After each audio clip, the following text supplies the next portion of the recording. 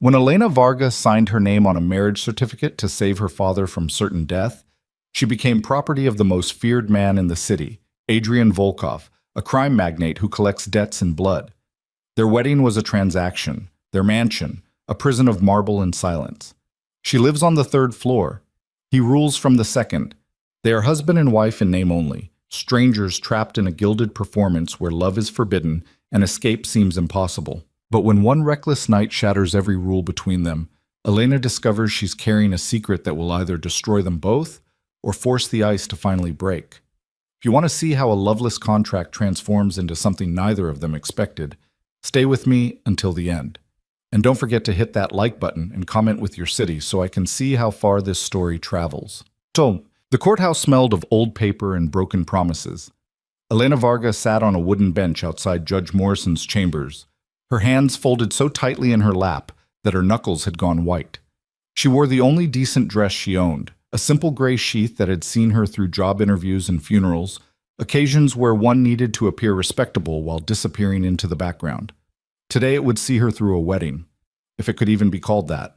Through the frosted glass window of the chamber door, she could see shadows moving. Her father, Gregor, stood hunched before a broad-shouldered silhouette that could only belong to Adrian Volkov. Even in shadow, Volkov's presence dominated the room. Elena had never met the man, had only heard whispers of his name spoken in the same hushed tones people used when discussing natural disasters or terminal diagnoses. Adrian Volkov, the king of the city's underworld, a man who turned neighborhoods into empires and enemies into cautionary tales, and in approximately 10 minutes, he would become her husband.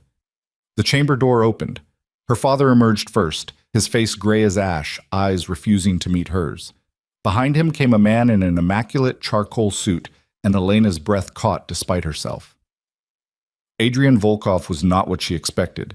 The rumors painted him as a monster, something barely human. But the man who stood before her possessed a cold, precise beauty. Dark hair swept back from a face of sharp angles and harder edges, eyes the color of winter storms, a mouth that looked like it had forgotten how to smile years ago. He was perhaps 35, though something ancient lived behind his gaze, something that had seen too much and felt too little. He looked at her the way one might appraise a piece of furniture. Miss Varga. His voice was smooth, educated, utterly devoid of warmth. Shall we proceed? It wasn't a question. Judge Morrison performed the ceremony with bureaucratic efficiency, rattling through the legal language as if marrying a terrified young woman to a crime lord was just another Tuesday afternoon. Elena heard herself respond when prompted, her voice sounding distant and unfamiliar.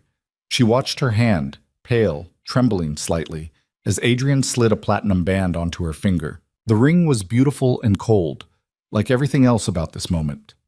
When the judge pronounced them married, Adrian didn't kiss her. He simply signed the certificate with a fountain pen that probably cost more than her annual rent, then waited while she added her own signature below his. Elena Varga became Elena Volkov with the scratch of a pen. The car is waiting, Adrian said, already turning toward the door. Her father caught her arm as she stood, his grip desperate. Lena, I'm sorry. I'm so sorry. If there had been any other way, there wasn't. She pulled free gently, too numb for anger. Her father had made his choices, gambling debts that spiraled into loans from dangerous men, promises he couldn't keep, interest that compounded until the amount owed could never be repaid in money. Only in flesh. Only in her. I'll find a way to fix this, Gregor whispered. I'll get you out. But they both knew he wouldn't. Her father was a dreamer, always had been. He dreamed at card tables and roulette wheels, dreamed of big scores that never materialized. Now Elena would pay for those dreams with the rest of her life. She followed Adrian Volkov out of the courthouse into the brittle sunshine of an October afternoon. A black Mercedes waited at the curb, so pristine it looked like it had never touched actual road. A driver in a dark suit held the rear door open, his face professionally blank. Adrian gestured for her to enter first. She slid across leather seats that smelled of expensive conditioning treatments, and something else. Something masculine and faintly cedar-scented that must be his cologne. He settled beside her, maintaining a careful distance, and the driver closed them into climate-controlled silence. The car pulled smoothly into traffic. Elena stared out the window as the courthouse receded behind them, taking with it the last remnants of her old life. She had spent 28 years building something modest but her own, a career as a botanical illustrator, a small apartment in a neighborhood where the rent was affordable if you didn't mind the noise, a quiet existence, painting flowers for textbooks and gardening magazines. It wasn't glamorous, but it was hers. Now she owned nothing, not even her own name. "You'll find the estate comfortable," Adrian said, breaking the silence. He hadn't looked at her once since they entered the car, his attention fixed on his phone as he scrolled through messages. "Mrs. Chen, the housekeeper, will show you to your quarters and explain the household routine." "My quarters?" Elena kept her voice steady despite the ice spreading through her chest. "The third floor, east wing." Still not looking at her. "You'll have privacy.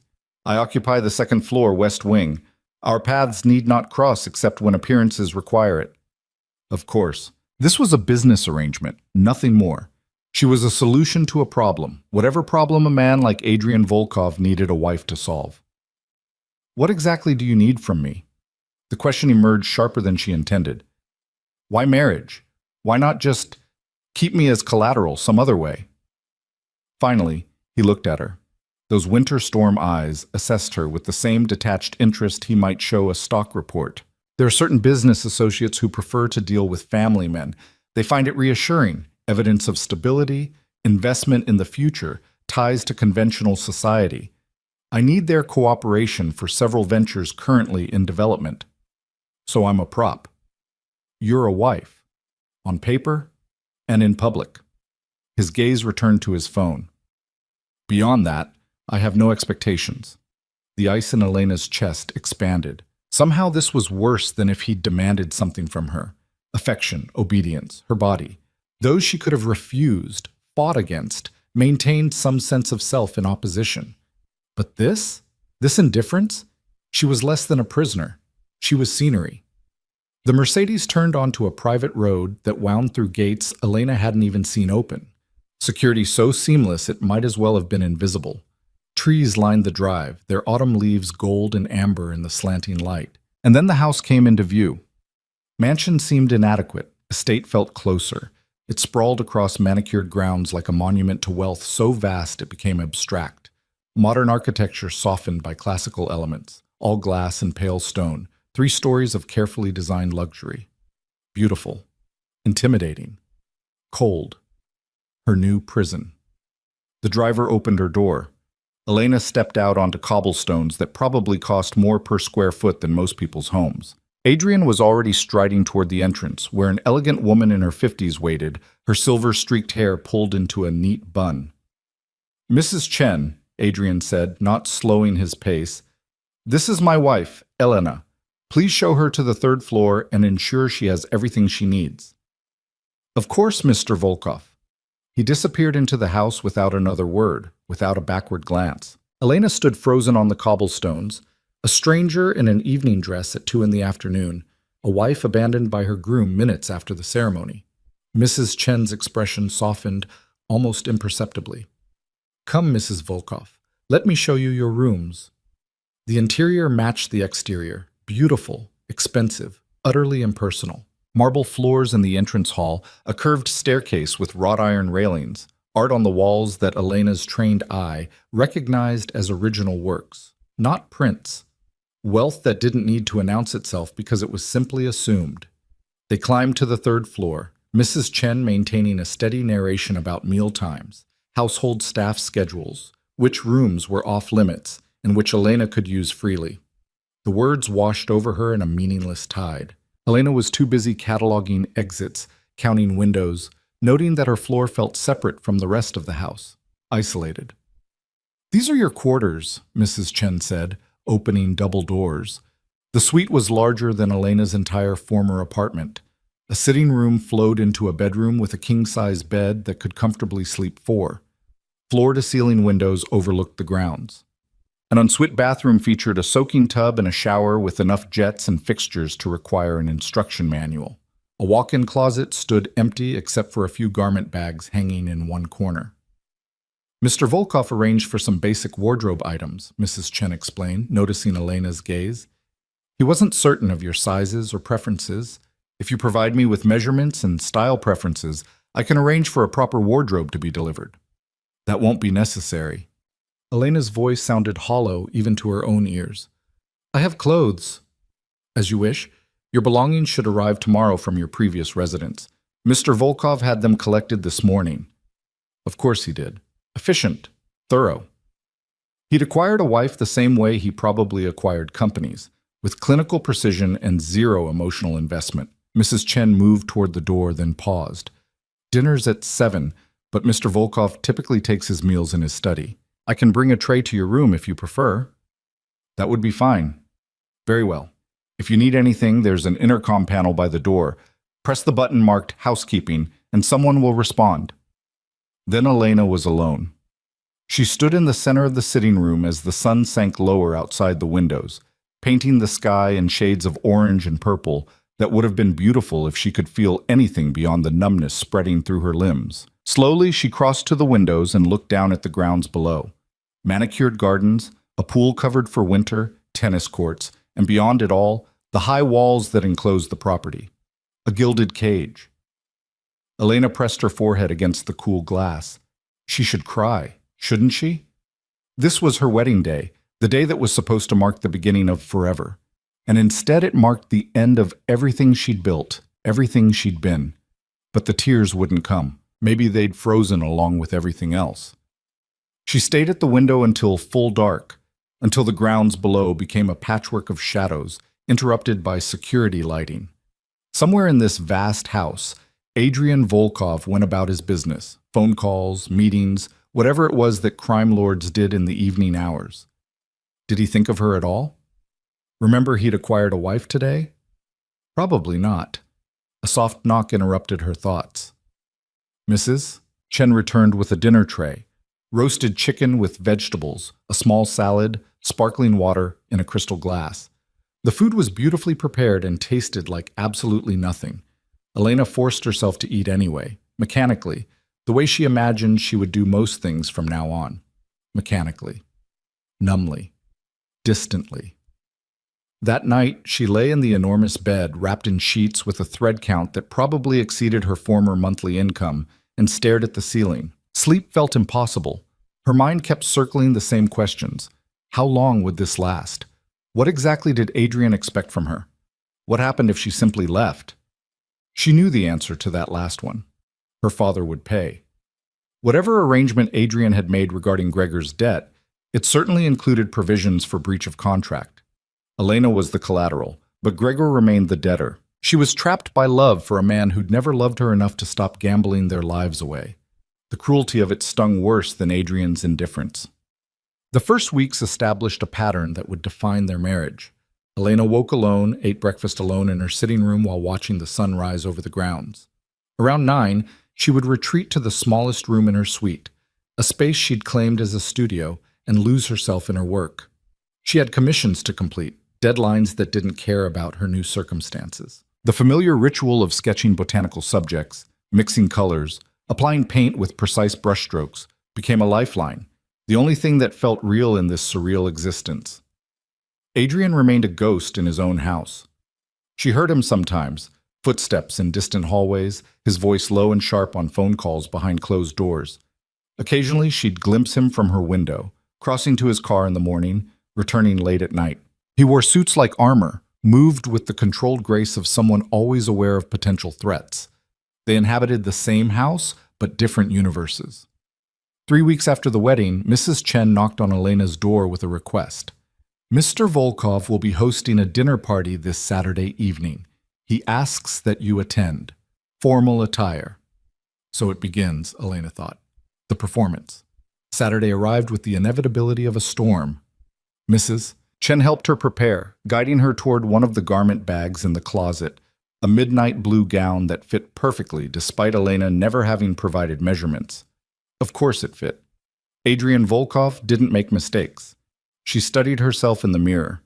The woman looking back was elegant, composed, a perfect accessory for a powerful man, nothing like the Elena who used to wear paint-stained jeans and lose track of time while working on a particularly challenging leaf structure. At 7:30, she descended to the main floor for the first time since her arrival. The ground floor had been transformed. Caterers moved through the rooms with practiced efficiency, setting up bars and arranging hors d'oeuvres. In the formal dining room, a table had been set for 12 with china so delicate it looked like it might shatter if you breathed on it too hard. Mrs. Volkov. She turned. Adrian stood in the doorway of what must be his study, and for a moment, Elena forgot how to breathe. He wore a tuxedo with the same casual perfection some men wore t-shirts, his dark hair precisely styled, those storm-colored eyes assessing her with the same detached interest as always. But something flickered in his gaze as he looked at her, there and gone so quickly she might have imagined it. "You look acceptable," he said, and somehow the faint praise felt worse than an insult. "Thank you." Elena kept her voice carefully neutral. "What do I need to know about tonight?" "Several business associates and their wives. You are to smile, make small talk, and give the impression of a devoted, newly married couple. Can you manage that?" The condescension in his tone sparked something hot in her chest, the first real emotion she'd felt in weeks. "I think I can handle basic social interaction, yes." His eyes narrowed slightly. "You're angry." "I'm functional. Isn't that what you purchased?" For a long moment they stared at each other across the gleaming marble floor. Something dangerous moved in the space between them, something that felt almost alive. Then the doorbell chimed and the moment shattered. "Showtime," Adrian murmured, and crossed the distance between them with swift strides. Before Elena could react, he took her hand, tucking it into the crook of his arm. His touch was warm, the first time their skin had made contact since he'd slid the ring onto her finger at the courthouse. Elena's pulse kicked up despite herself. Together they moved to greet their guests. The evening unfolded like a carefully choreographed performance. Elena smiled and laughed in all the right places, played the role of the adoring new bride with surprising ease. Adrian kept her close, his hand at the small of her back, his attention seemingly focused on her even as he conducted business through every conversation. To an outside observer, they must have looked like any other couple in the early throes of marriage. Elena found the deception exhausting. "Your wife is lovely, Adrian," said Marcus Chen, a silver-haired man who owned half the commercial real estate in the city. "However did you convince such a beauty to marry you?" Adrian's smile was all teeth and no warmth. "I can be very persuasive when necessary." The words sent a chill down Elena's spine. Dinner was an elaborate affair, 6 courses, each more pretentious than the last. Elena sat at Adrian's right hand, the position of honor, and maintained her mask even as the conversation turned to business she didn't understand. Shipping routes and distribution networks, permits and political connections. The language was coded, but the meaning clear enough. These men built empires on the bones of the law, and Adrian ruled them all. She watched him across the candlelight, this stranger she'd married. He commanded the room effortlessly, his intelligence sharp as a blade, his authority absolute. People deferred to him instinctively, sought his approval, feared his disapproval. What would it be like, Elena wondered, to have that attention focused on you? Not as a business asset, but as a person? As if sensing her thoughts, Adrian turned his head, meeting her gaze. Something flickered in those winter eyes again, something that might have been curiosity or might have been warning. Elena looked away first. After dinner, the party moved to the library for drinks and cigars. The wives clustered in small groups, and Elena found herself fielding questions about her whirlwind romance with Adrian. "It must be like a fairy tale," gushed Victoria Rostov, whose husband controlled most of the city's waste management, and Elena suspected a good portion of its disposal of inconvenient evidence. "Such a powerful man, so devoted. You're very lucky." "Lucky." Elena wanted to laugh. Instead, she smiled and said, "I'm very grateful." It wasn't a lie, exactly. She was grateful. Grateful her father was still breathing, grateful for the roof over her head and the food she ate. Just not for any of the reasons Victoria assumed. By midnight, the last guest departed in a cloud of expensive cologne and self-satisfaction. Elena stood beside Adrian in the doorway, waving as cars disappeared down the long drive, and the moment the doors closed, she felt him withdraw. The warmth in his touch vanished. The attention in his gaze evaporated. "You performed adequately," he said, already turning toward his study. Adequately. Like she'd completed a task, filed a report, met minimum expectations. "Adrian." The name felt strange on her tongue, intimate and foreign at once. He paused, half turned toward her, one eyebrow raised in inquiry. Elena wasn't sure what she'd meant to say. Thank you? Fuck you? Can you at least pretend I'm human? But the words tangled in her throat, useless and insufficient. Nothing, she finally whispered. Good night. She climbed the stairs to her floor, her cage, and didn't look back. Winter settled over the estate with brutal efficiency. The grounds transformed into a landscape of bare trees and frozen fountains, beautiful in a desolate way that matched Elena's existence perfectly. She'd been married for 3 months and had spoken fewer than 100 words to her husband beyond the performances they staged for his business associates. They hosted dinner parties every few weeks, carefully orchestrated events where Elena played her role with increasing numbness. Between performances, she existed in her gilded isolation, painting flowers and trying not to count the days stretching endlessly ahead. Her father called sometimes. She let most calls go to voicemail. When she did answer, Gregor's voice carried equal parts relief and guilt, asking if she was all right, if Adrian treated her well, if there was anything he could do. I'm fine, she always said. Because what else could she say? That she lived in luxury and died a little more each day? That her husband treated her with the same warmth he'd show a piece of furniture? That she'd become a ghost haunting her own life? Gregor couldn't fix this. No one could. In February, Mrs. Chen invited Elena to help plan the spring gardens. Mr. Volkov mentioned you have expertise with plants, the housekeeper said, presenting sketches of the grounds. He thought you might enjoy contributing to the landscaping decisions. It was the first indication Adrian had noticed anything about her beyond her ability to smile convincingly at his associates. Elena stared at the sketches, something almost like hope flickering in her chest before she ruthlessly crushed it. A consolation prize. A way to keep the prisoner occupied. But she worked on the garden plans anyway, because what else did she have? March arrived with the promise of thaw, though the cold inside the mansion remained constant. Elena had learned to navigate the house during Adrian's absence, exploring rooms she wasn't forbidden from entering. The library became a favorite refuge, floor-to-ceiling shelves filled with books on everything from philosophy to engineering. Adrian's collection, she assumed, though she'd never seen him read anything that wasn't a contract or financial report. One evening, she found herself there after dinner, curled in a leather armchair with a volume on Renaissance art. Rain drummed against the windows, the sound almost soothing. She was so absorbed in a chapter on botanical symbolism that she didn't hear footsteps in the hallway. That's a first edition. Elena's head snapped up. Adrian stood in the doorway, still in his work clothes, charcoal trousers and a white shirt with the sleeves rolled to his elbows. He looked tired, she realized. When had she started noticing things like that? I'm sorry. She started to close the book. I didn't realize. It's fine. He crossed to the bar cart in the corner, poured 2 fingers of scotch into a crystal tumbler. You're welcome to use the library. He'd never told her that before.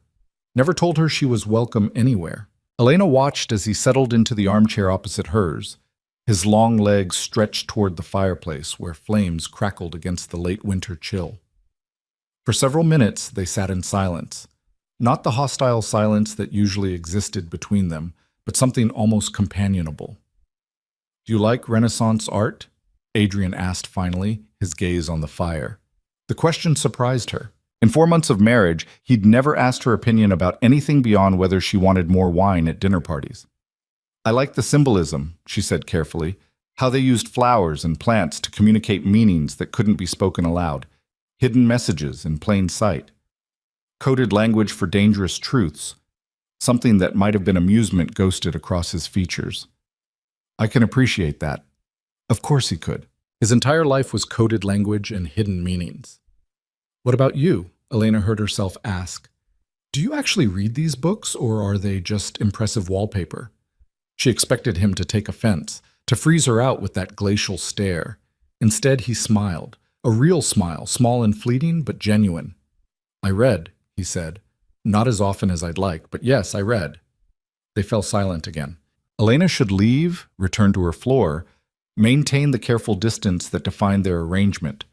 But the rain and the fire and the unexpected, almost warmth in his voice kept her rooted to the chair. Why did you marry me? The question emerged before she could stop it. Really, there had to be other ways to appear stable to your associates. Adrian took a long sip of scotch, considering. When he spoke, his voice carried a weight she hadn't heard before.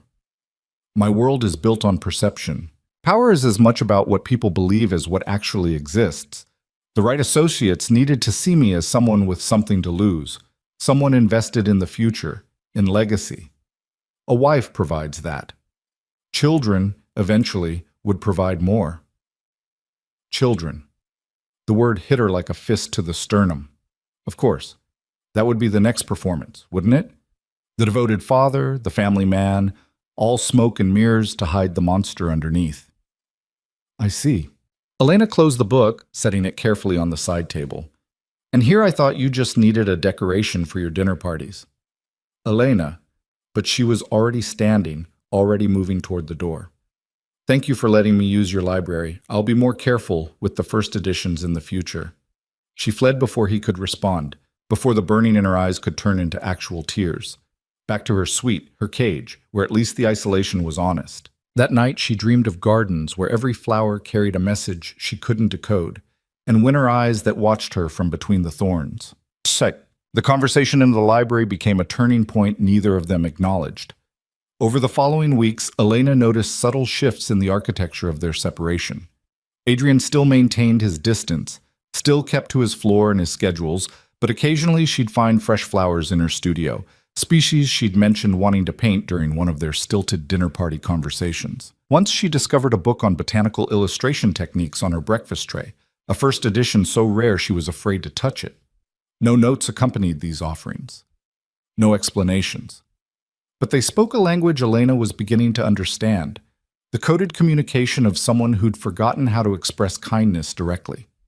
She told herself not to read too much into it. Adrian Volkov was a man who dealt in transactions, and perhaps these small gestures were simply maintenance on his investment, keeping his wife content enough to continue performing her role. But late at night, when the mansion settled into its particular silence and sleep refused to come, Elena found herself wondering what it would be like if the gifts meant something more. April brought warmer weather and another dinner party, this one larger than usual. Elena had learned to recognize the signs. Extra staff hired for the evening, Mrs. Chen's increased attention to detail, the tension that seemed to radiate from Adrian in the days leading up to these events. This one is important, he told her the morning of the party, catching her in the hallway outside her studio. The encounter startled them both.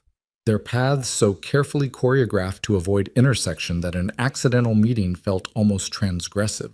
They're all important, Elena replied, clutching her sketchbook to her chest like a shield. Not like this. Adrian's jaw was tight, a muscle ticking beneath the skin. Dmitry Kozlov will be attending. He controls shipping access to the eastern ports. I need his cooperation for a venture that's been in development for 2 years. And you need me to smile and play the devoted wife. I need you to be convincing. His eyes met hers, and for a moment, Elena saw something beneath the ice. Not warmth, exactly, but something closer to urgency. Kozlov is traditional. He values family, stability, legacy. He needs to believe our marriage is real. Real. The word hung between them like an accusation. I'll do my job, Elena said quietly. I always do.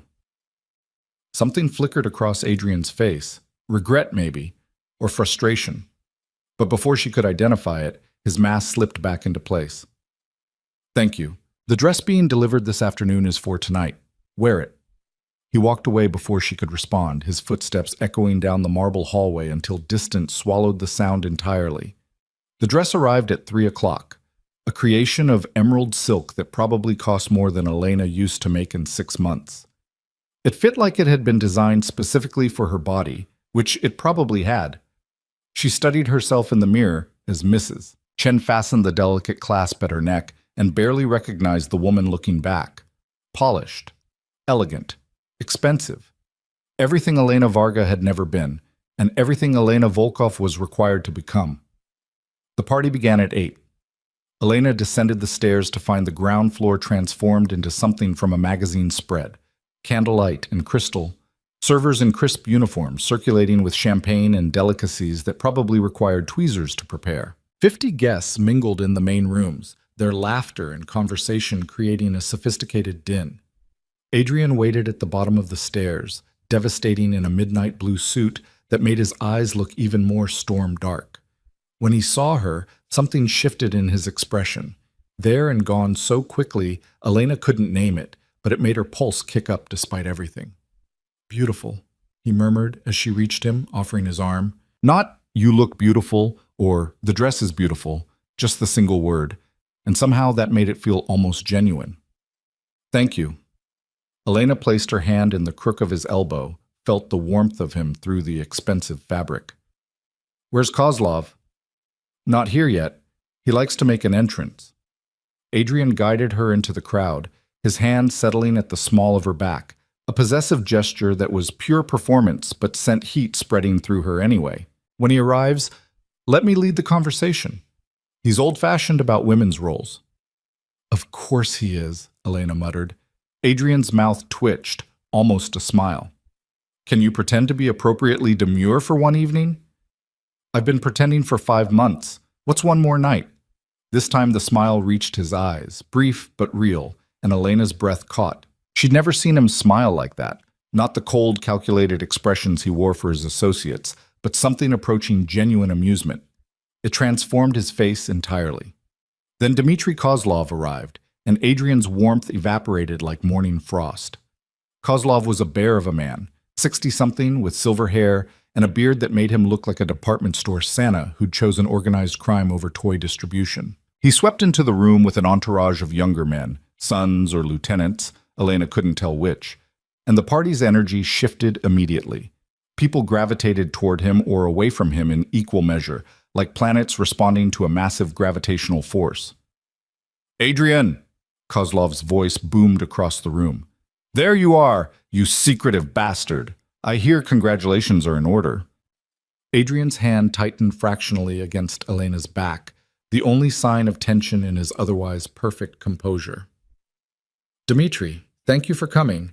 May I introduce my wife, Elena?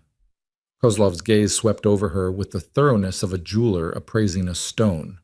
Elena forced herself to hold still under that inspection, to keep her smile in place and her eyes appropriately downcast, everything Adrian needed her to be. Stunning, Kozlov pronounced finally. Adrian, you've been holding out on us. When did this happen? Last October. We kept it quiet. Elena prefers privacy. A woman who doesn't crave the spotlight? In this city? Kozlov laughed, a sound like rolling thunder. You've found a rare creature, my friend. Treasure her. I intend to. Adrian's arm slipped around Elena's waist, drawing her closer against his side. The gesture should have felt calculated, performative, but the heat of his body against hers made thinking difficult. Come, let's talk. Kozlov gestured toward the library. Bring your lovely wife. In my experience, the smart men discuss business where their women can hear. Keeps everyone honest. They settled in the library, Elena on the leather couch beside Adrian, close enough that their thighs touched, while Kozlov claimed the armchair she'd occupied that rainy night weeks ago. 2 of Kozlov's men stood by the door, silent and watchful. Now then, Kozlov said, accepting a glass of vodka from one of the servers. Let's discuss your proposal regarding the eastern shipping routes. What followed was a conversation conducted in the coded language Elena had learned to recognize. Shipping routes that were actually smuggling corridors, distribution networks that moved products no legitimate business would touch, political connections that existed in the gray spaces between legal and criminal. Adrian navigated the discussion with the precision of a chess master, offering concessions that seemed generous but cost him nothing, asking for access that appeared limited but would give him control over the entire eastern seaboard. Elena watched him work and understood, perhaps for the first time, why people feared this man. His intelligence was a weapon, sharp and perfectly controlled. You've thought this through, Kozlov observed after Adrian finished outlining his proposal. But I'm still not convinced. The eastern routes are valuable. Why should I give you access? Because I'm offering you something you need more than territory. Adrian's hand found Elena's, their fingers interlacing with practiced ease. Stability. My operations are clean, efficient, and invisible to law enforcement. Partner with me, and your shipments move with zero risk. Refuse, and you continue navigating the current chaos alone. Clean, Kozlov snorted. Nothing in our world is clean, Adrian. Cleaner than your current options. They stared at each other across the space between armchair and couch, two apex predators measuring strength. Elena held perfectly still, aware that she was part of Adrian's armor in this moment, evidence of his stability, his investment in conventional structure, proof that he was more than just another ambitious criminal. Finally, Kozlov's weathered face cracked into a grin. You make a compelling argument, and I admit seeing you settled gives me confidence. A man with a wife, potentially children in the future. Such a man thinks long-term, yes? Yes. Adrian's thumb traced circles on the back of Elena's hand, an absent gesture that might have been unconscious. Elena and I are very much thinking about the future.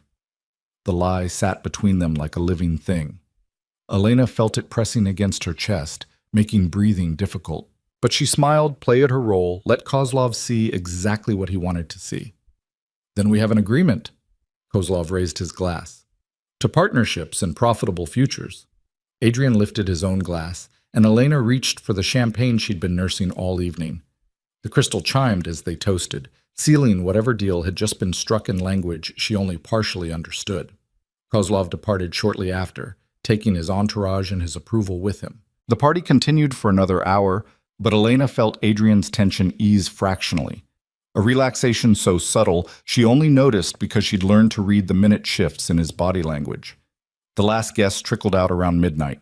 Elena stood beside Adrian in the doorway, waving farewell, feeling the exhaustion of performance settling into her bones. 5 months of this. 5 months of smiling and pretending and being whatever Adrian needed her to be. How many more months stretched ahead? The doors closed.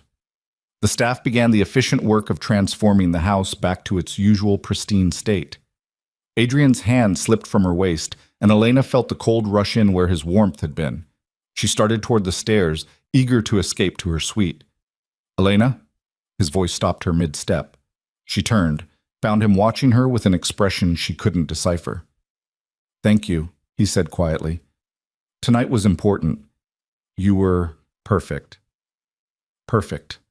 Like the dress, the flowers, the performance. All surfaces, no substance. You're welcome. Elena kept her voice carefully neutral. Will that be all, Mr. Volkov? Something shifted in his gaze, a flash of what might have been hurt or anger. It's Adrian. You're my wife, not my employee. Am I? The question emerged sharper than she intended. Because from where I'm standing, this feels exactly like employment. You pay me in security and luxury. I provide services as required. The only difference is the title. That's not... He stopped, jaw clenching. This arrangement benefits us both. It benefits you. I'm just surviving it. They stared at each other across the gleaming marble floor, and Elena saw the moment his walls slammed back into place. Whatever vulnerability had flickered in his expression vanished, replaced by the cold mask she knew so well. I see. His voice could have frozen water. My apologies for the confusion. You're dismissed, Mrs. Volkov. Elena climbed the stairs with her spine straight and her eyes dry, refusing to give him the satisfaction of seeing how much the dismissal stung. Only when she reached her suite, when the door closed behind her and locked her into familiar isolation, did she let herself feel the weight of it all. She sank onto the edge of the bed, still wearing the emerald dress, and pressed her hands against her face. This was her life now. This performance, this distance, this careful dance around genuine feeling. She could survive it. She was surviving it. But at what cost? How long before the pretending erased the real Elena entirely, leaving only this polished shell? A sharp knock interrupted her spiral. Elena's head snapped up, heart suddenly racing. No one came to her floor, ever. Mrs. Volkov? Mrs. Chen's voice filtered through the door. I'm sorry to disturb you, but there's a situation. Mr. Volkov requests your presence in his study immediately. The word sent ice through Elena's veins. Situations in Adrian's world didn't mean minor inconveniences. They meant danger. She opened the door to find Mrs. Chen looking genuinely worried, the first crack in the housekeeper's professional composure Elena had ever witnessed. "What's happened?" "I don't know the details, but you should hurry." Elena followed Mrs. Chen downstairs, her mind racing through possibilities. Had something gone wrong with Kozlov's deal? Had someone threatened Adrian? Was her father— The thought stopped her mid-step. If something had happened to Gregor, if he'd done something stupid and gotten himself killed, would she feel relief or grief? She didn't know the answer, and that terrified her more than the summons itself.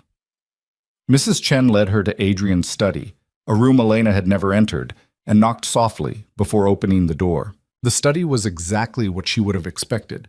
Dark wood, leather furniture, walls lined with books and filing cabinets that probably contained enough incriminating evidence to fill a courthouse. Adrian stood with his back to the door, staring out the window at the dark grounds, his shoulders rigid beneath his suit jacket. "Mr. Volkov, Mrs. Volkov is here." "Thank you, Mrs. Chen. You may go." The door closed with a soft click, leaving them alone. For a long moment, Adrian didn't turn, didn't speak. Elena waited, her pulse hammering against her ribs, aware that she'd never seen him like this. Posture tight with tension, control fraying at the edges. "There was an incident tonight," he said finally, his voice carefully measured. "After Kozlov left, someone attempted to breach the estate's security." Elena's breath caught. Did they? They were apprehended before reaching the house. Adrian turned to face her, and in the lamplight she could see the slight tremor in his hands before he clenched them into fists. "But they got close. Too close." "Who were they?" "Competition. Someone unhappy about my arrangement with Kozlov." His gaze met hers, and Elena saw something she'd never seen before in those winter eyes. Genuine fear. Not for himself, she realized with startling clarity, but for her. "They were carrying photographs. Of you." The words hit like a physical blow. Elena's knees went weak, and she reached for the back of a nearby chair to steady herself. "They know you're important to me," Adrian continued, his voice dropping to something almost gentle.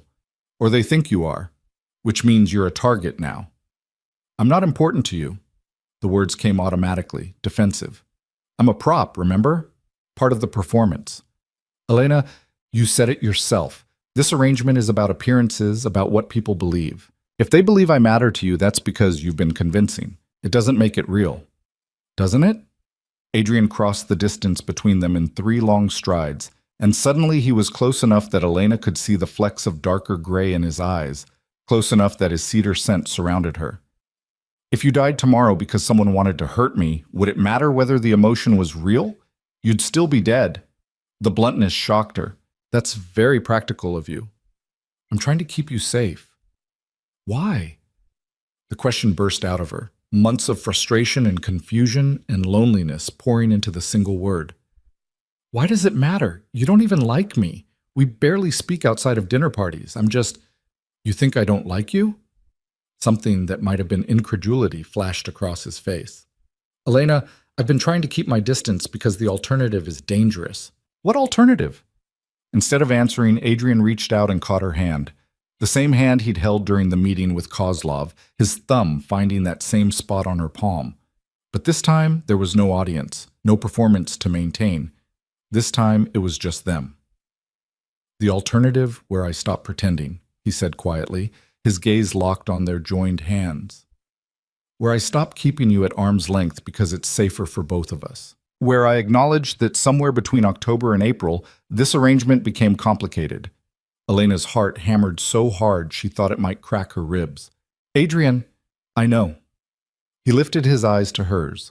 "I know this isn't what you signed up for. I know I've been cold and distant and everything you accused me of being, but having you in this house, seeing you every day, even from a distance, watching you create beauty in your studio when you think no one's paying attention." He stopped, jaw working. "It's been harder than I anticipated." "Then why the distance? Why the separate floors? The careful avoidance? Because you deserve better than me." The words came out harsh, almost angry. "You deserve someone who didn't buy you to settle a debt. Someone who can give you a real marriage. Not this." He gestured around the study, encompassing the house, their arrangement, everything.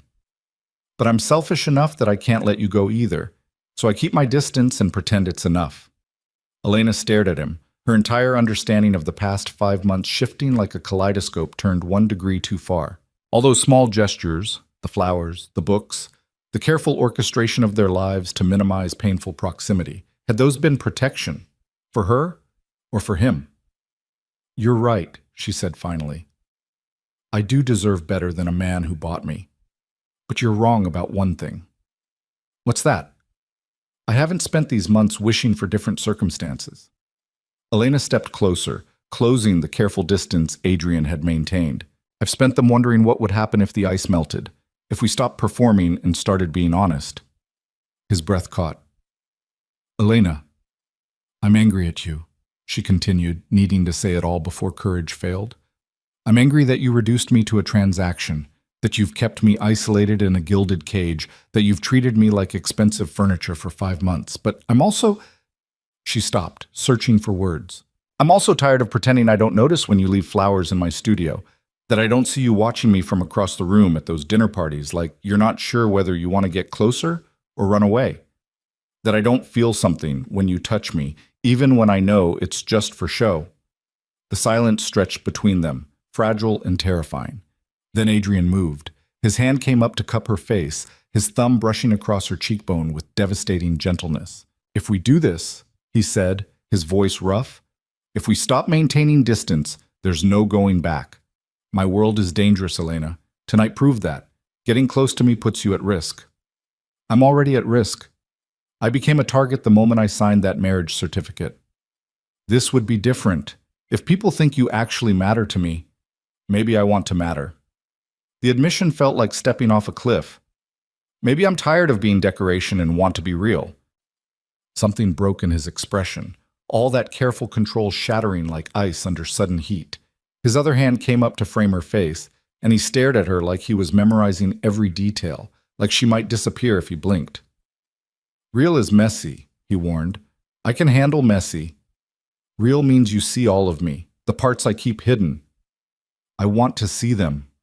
Adrian's eyes searched hers for another long moment. Then he lowered his head and kissed her. It wasn't gentle. There was nothing careful or controlled about the way his mouth claimed hers, 5 months of distance and denial pouring into the contact.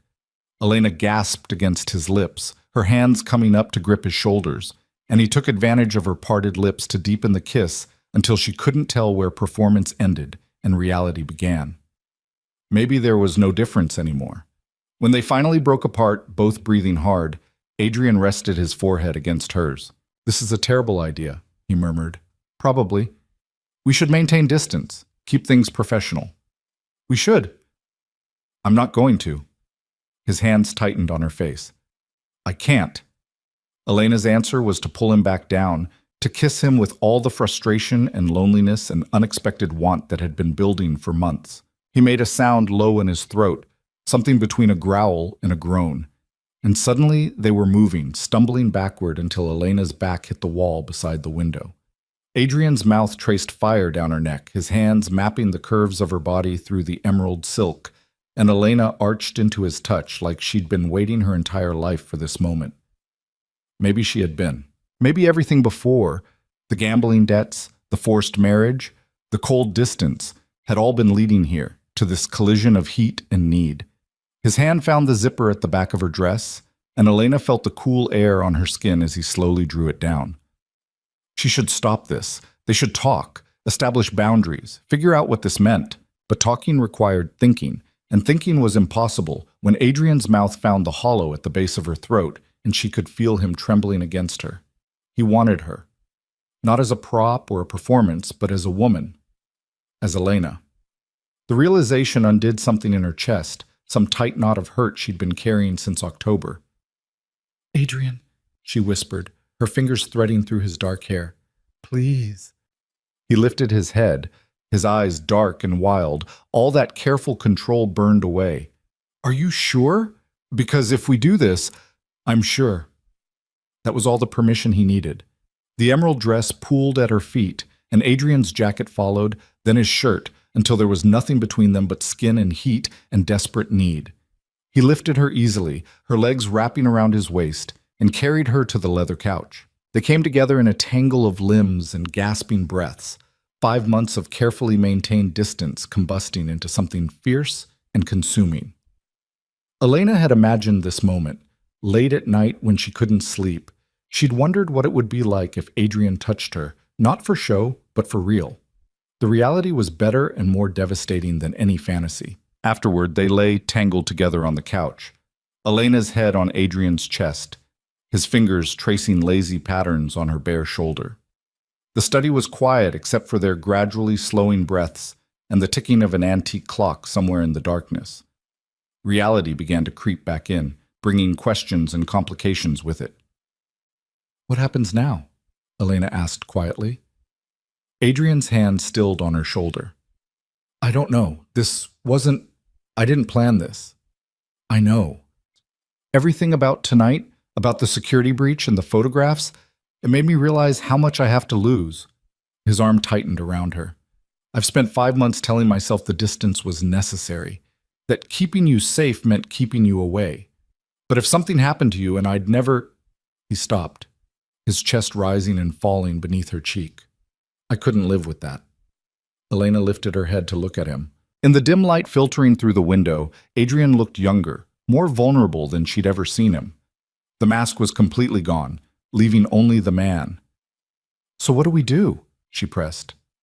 "Go back to separate floors and pretend this didn't happen?" "No." The word came quickly, firmly. "No more separate floors. No more pretending." His hand came up to cup her face again, his thumb brushing across her cheekbone. "But we need to be smart about this. The people who tried to breach the estate tonight, they won't be the last. My enemies will try to use you against me. Then we'll deal with them together." "Elena, I'm not fragile, Adrian. I'm not some delicate thing that needs to be locked away for safekeeping." She sat up, holding the throw blanket against her chest. "If we're doing this, if we're making this real, then you need to stop trying to protect me by pushing me away. That's what got us into this mess in the first place." He stared at her for a long moment, something that might have been admiration flickering in his eyes. "You're right. I'm sorry. Old habits. Break them." A smile, small but genuine, crossed his face. "You're going to be trouble, aren't you?" "Absolutely."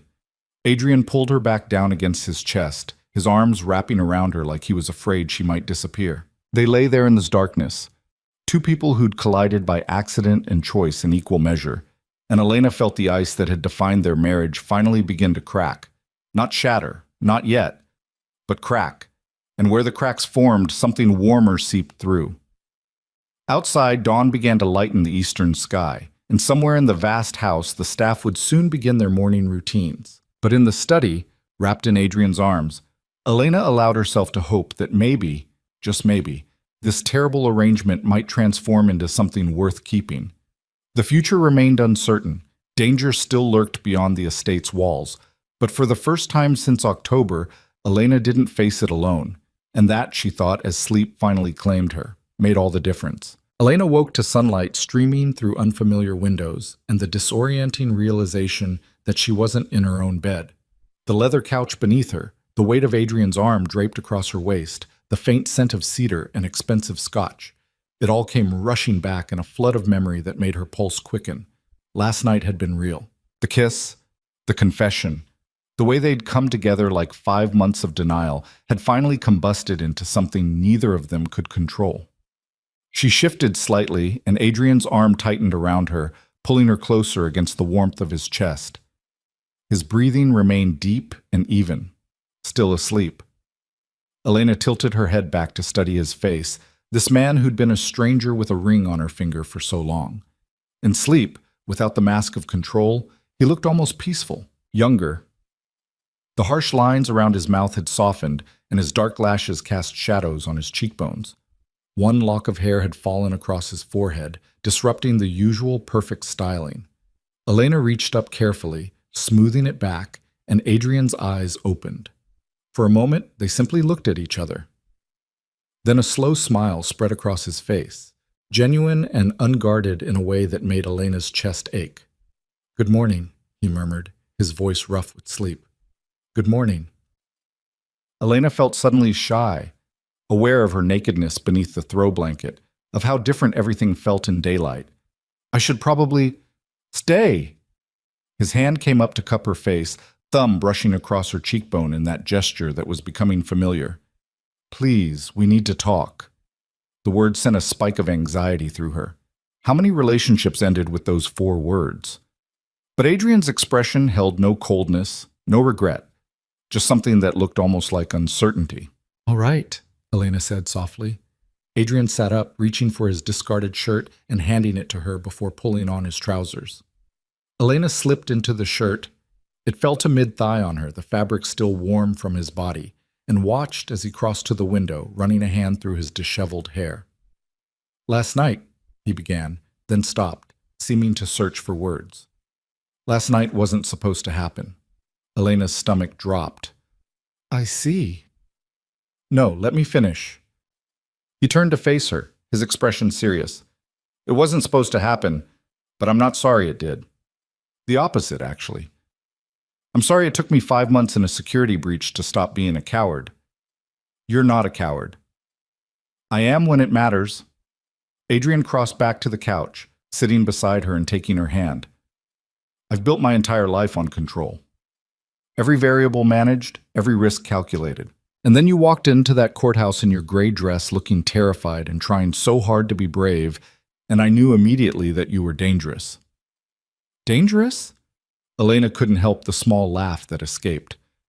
Adrian, you're the most feared man in the city. I'm a botanical illustrator who can barely manage confrontation with telemarketers. Exactly. You're real, Elena. Genuine in a way that's completely foreign to my world. Everyone I know operates from angles, from self-interest, but you, his thumb traced circles on her palm. You were forced into this marriage to save your father, a man who gambled away your future without a second thought, and yet you still take his calls. You still worry about him. He's my father. He doesn't deserve you. The words came out harsh. Neither do I. But I'm selfish enough to want you anyway. Elena studied their joined hands, processing his words. What are you saying? I'm saying I want this to be real. Not just the physical part, though. A ghost of a smile crossed his face. Last night was extraordinary, but I want the rest of it too. The conversations, the shared meals, the simple act of existing in the same space without it feeling like we're walking through a minefield. You want a real marriage. I want you. He lifted his eyes to hers. However you'll have me. If that means starting over, learning each other properly, then we start over. If it means you need time and space, I'll give you that. But no more separate floors. No more pretending you're just decoration for my business associates. Elena's heart hammered against her ribs. This was what she'd wanted, what she'd been too afraid to even hope for during those long months of isolation. But wanting and having were different things, and the man beside her was still Adrian Volkov, still the crime lord who'd bought her like property. I need honesty, she said finally. Complete honesty. No more coded language. No more keeping me in the dark about the dangerous parts of your world. If we're doing this, I need to actually understand who you are. Something flickered in Adrian's expression. Wariness, maybe, or fear. But he nodded. That's fair. What do you want to know? Everything. Elena took a breath. Start with last night. Who tried to breach the estate and why? Adrian was quiet for a moment, his jaw working. Then he stood, crossing to the desk and pulling out a folder. He returned to the couch, opening it to reveal photographs. Surveillance images of 3 men in tactical gear, their faces partially obscured. They work for the Castellano family, he said. Victor Castellano has been trying to expand his territory into the eastern ports for years. My deal with Kozlov effectively blocks him out. So he sent them to what? Kill you? Possibly. More likely to gather intelligence, find weak points in my security. Adrian's finger traced the edge of one photograph. But they were carrying pictures of you, high-resolution images from the dinner party, from your morning walks in the garden. They'd been watching you. The words sent ice down Elena's spine. For how long? At least 2 weeks, based on the timestamps. He looked at her, his expression grave. They know you're important to me now. Or at least, they think you are. Which makes you leverage. So what do we do? I've already increased security around the estate. No one gets within 100 yards of the perimeter without being detected. But Elena, he hesitated. You need to understand what life with me actually means. The danger isn't theoretical. People will try to use you to get to me. They'll threaten you, potentially try to take you. Your freedom will be limited. It's already limited, Elena pointed out. I've been living in a gilded cage for 5 months. This is different. Before you were an asset to be protected. Now, if we do this, if we make this real, you become the thing I can't afford to lose. His hand found hers again, gripping tight. That makes you the most valuable target in the city. Elena absorbed this, turning over the implications. She'd known marrying Adrian meant entering his dangerous world, but she'd spent 5 months at a comfortable distance from the actual violence. Now he was offering to pull her closer, to let her see the blood beneath the elegant surface. Part of her wanted to retreat, to take the safety of ignorance and isolation, but a larger part, the part that had been slowly suffocating in her beautiful prison, wanted to step forward into the risk. Then teach me, she said firmly. Teach me how to navigate your world. Don't lock me away like something fragile. Give me the tools to protect myself. Adrian stared at her, something that looked like wonder crossing his face. You're serious? Completely. I'm tired of being helpless, Adrian. Tired of being something that just happens to, rather than someone who makes choices. She squeezed his hand. If I'm going to be a target anyway, I'd rather be a dangerous one. A slow smile spread across his face. Not the cold calculation he showed his associates, but something warm and real that transformed his features entirely. You continue to surprise me. Good. Keep me interesting and maybe you won't get bored. I could never be bored with you. He pulled her close, pressing a kiss to her temple. All right, we'll do this your way. Full transparency, proper training, but you have to promise me something. What? If I say run, you run. No questions, no hesitation. Can you do that? Elena considered this. It went against every instinct she had, the urge to understand, to know why, to make informed decisions. But she also understood that in Adrian's world, hesitation could mean death. I can do that, she agreed. Then we have a deal. Adrian stood, offering his hand. Come on. Mrs. Chen is probably already wondering why neither of us appeared for breakfast. Elena let him pull her to her feet, suddenly aware of her state of undress, wearing only his shirt, her hair tangled from sleep and sex, probably looking thoroughly ravished. I should go change. Or, Adrian suggested, his hand settling on her waist, you could have breakfast with me, in my quarters. Let the staff gossip a little. The suggestion was so unlike the Adrian of the past 5 months that Elena laughed. Scandalous. I'm a crime lord, Elena. Scandal is part of the job description. They made their way upstairs together, and for the first time since moving into the mansion, Elena entered the second floor. Adrian's quarters were larger than hers, a full apartment, really, with a sitting room, bedroom, bathroom, and a private office. The decor was masculine but not cold, all dark wood and leather with subtle touches that spoke of actual taste rather than designer intervention. This is nice, Elena said, running her hand along the back of a leather armchair. Much more lived in than the rest of the house. The main floors are for show. This is where I actually exist. Adrian moved to the phone, calling down to the kitchen for breakfast. When he hung up, he turned to find Elena studying a photograph on the bookshelf. A much younger Adrian with an older couple, all three smiling at the camera. My parents, he said quietly, coming to stand beside her. They died when I was 19. Car accident. I'm sorry. It was a long time ago. But his voice carried old grief, and Elena understood suddenly that this man who seemed invincible had known loss too. She slipped her hand into his, and he squeezed it gratefully. Breakfast arrived 20 minutes later, Mrs. Chen herself bringing the tray, her expression carefully neutral as she took in Elena's presence in Adrian's quarters, wearing his shirt, her bare legs visible beneath the hem.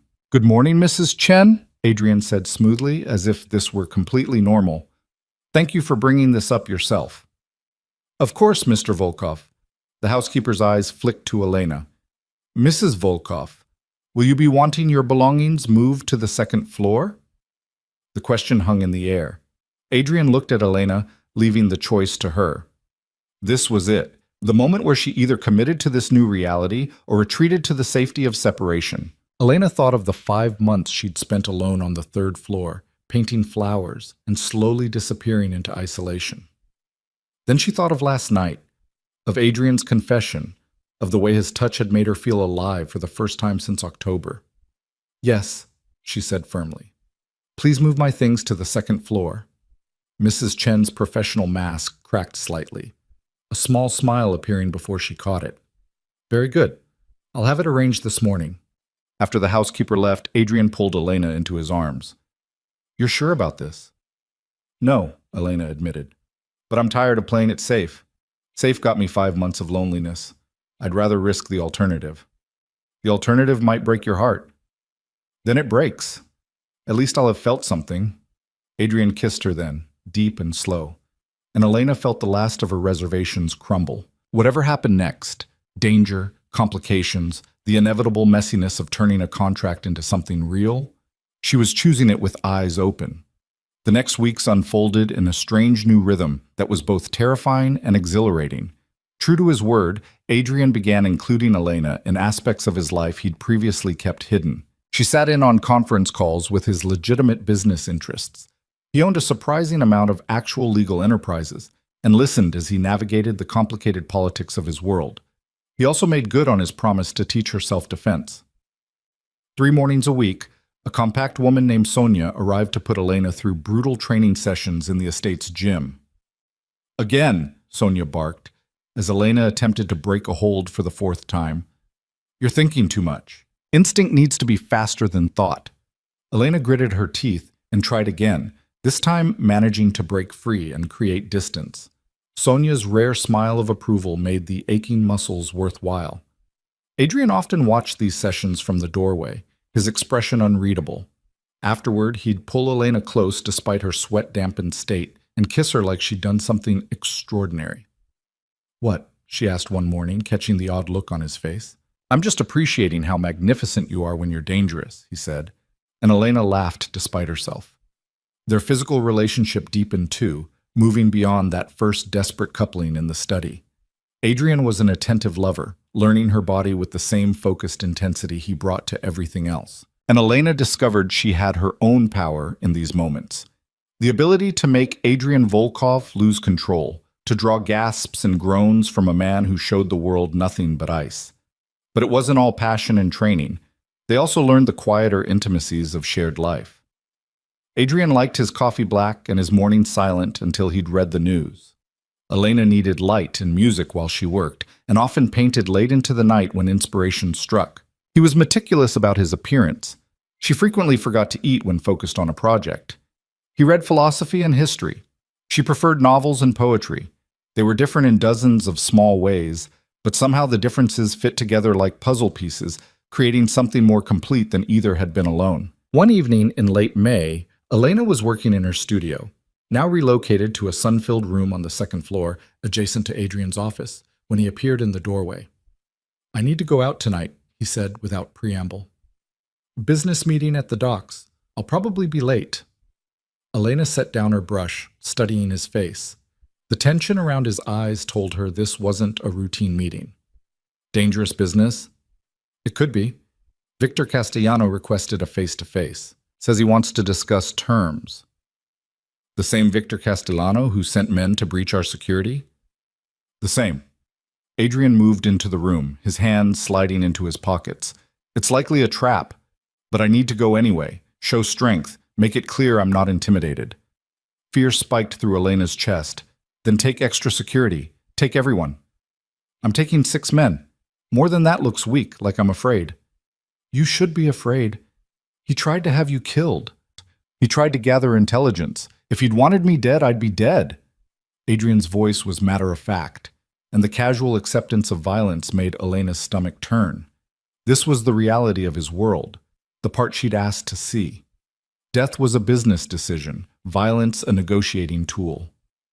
"When will you be back?" she asked quietly. "Late. Don't wait up." He started to turn, then paused. "Elena, if something goes wrong, don't." She stood quickly, crossing to him. "Don't finish that sentence. You're coming back." But if I don't, Adrian. Elena grabbed his face between her hands, forcing him to meet her eyes. You're coming back, say it. For a moment, he just looked at her, something raw and vulnerable moving behind his winter storm eyes. Then he nodded. I'm coming back. Promise me. I promise. He kissed her hard, almost desperately, and Elena poured every ounce of feeling into returning it, fear and love and the fierce demand that he keep his word. When he pulled away, his forehead rested against hers. I should go. Be careful.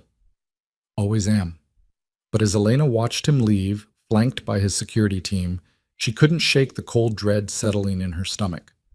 Something about this felt wrong, too convenient, too perfectly arranged. The house felt cavernous without him. Elena tried to work, tried to read, tried to do anything that would make the hours pass faster, but her mind kept circling back to Adrian at the docks, to Victor Castellano's false smile, to all the ways this meeting could go catastrophically wrong. Around midnight, her phone rang. An unknown number. Elena's heart leapt into her throat as she answered. Elena Volkov? An unfamiliar male voice, smooth and faintly accented. Yes. Who is this? A friend.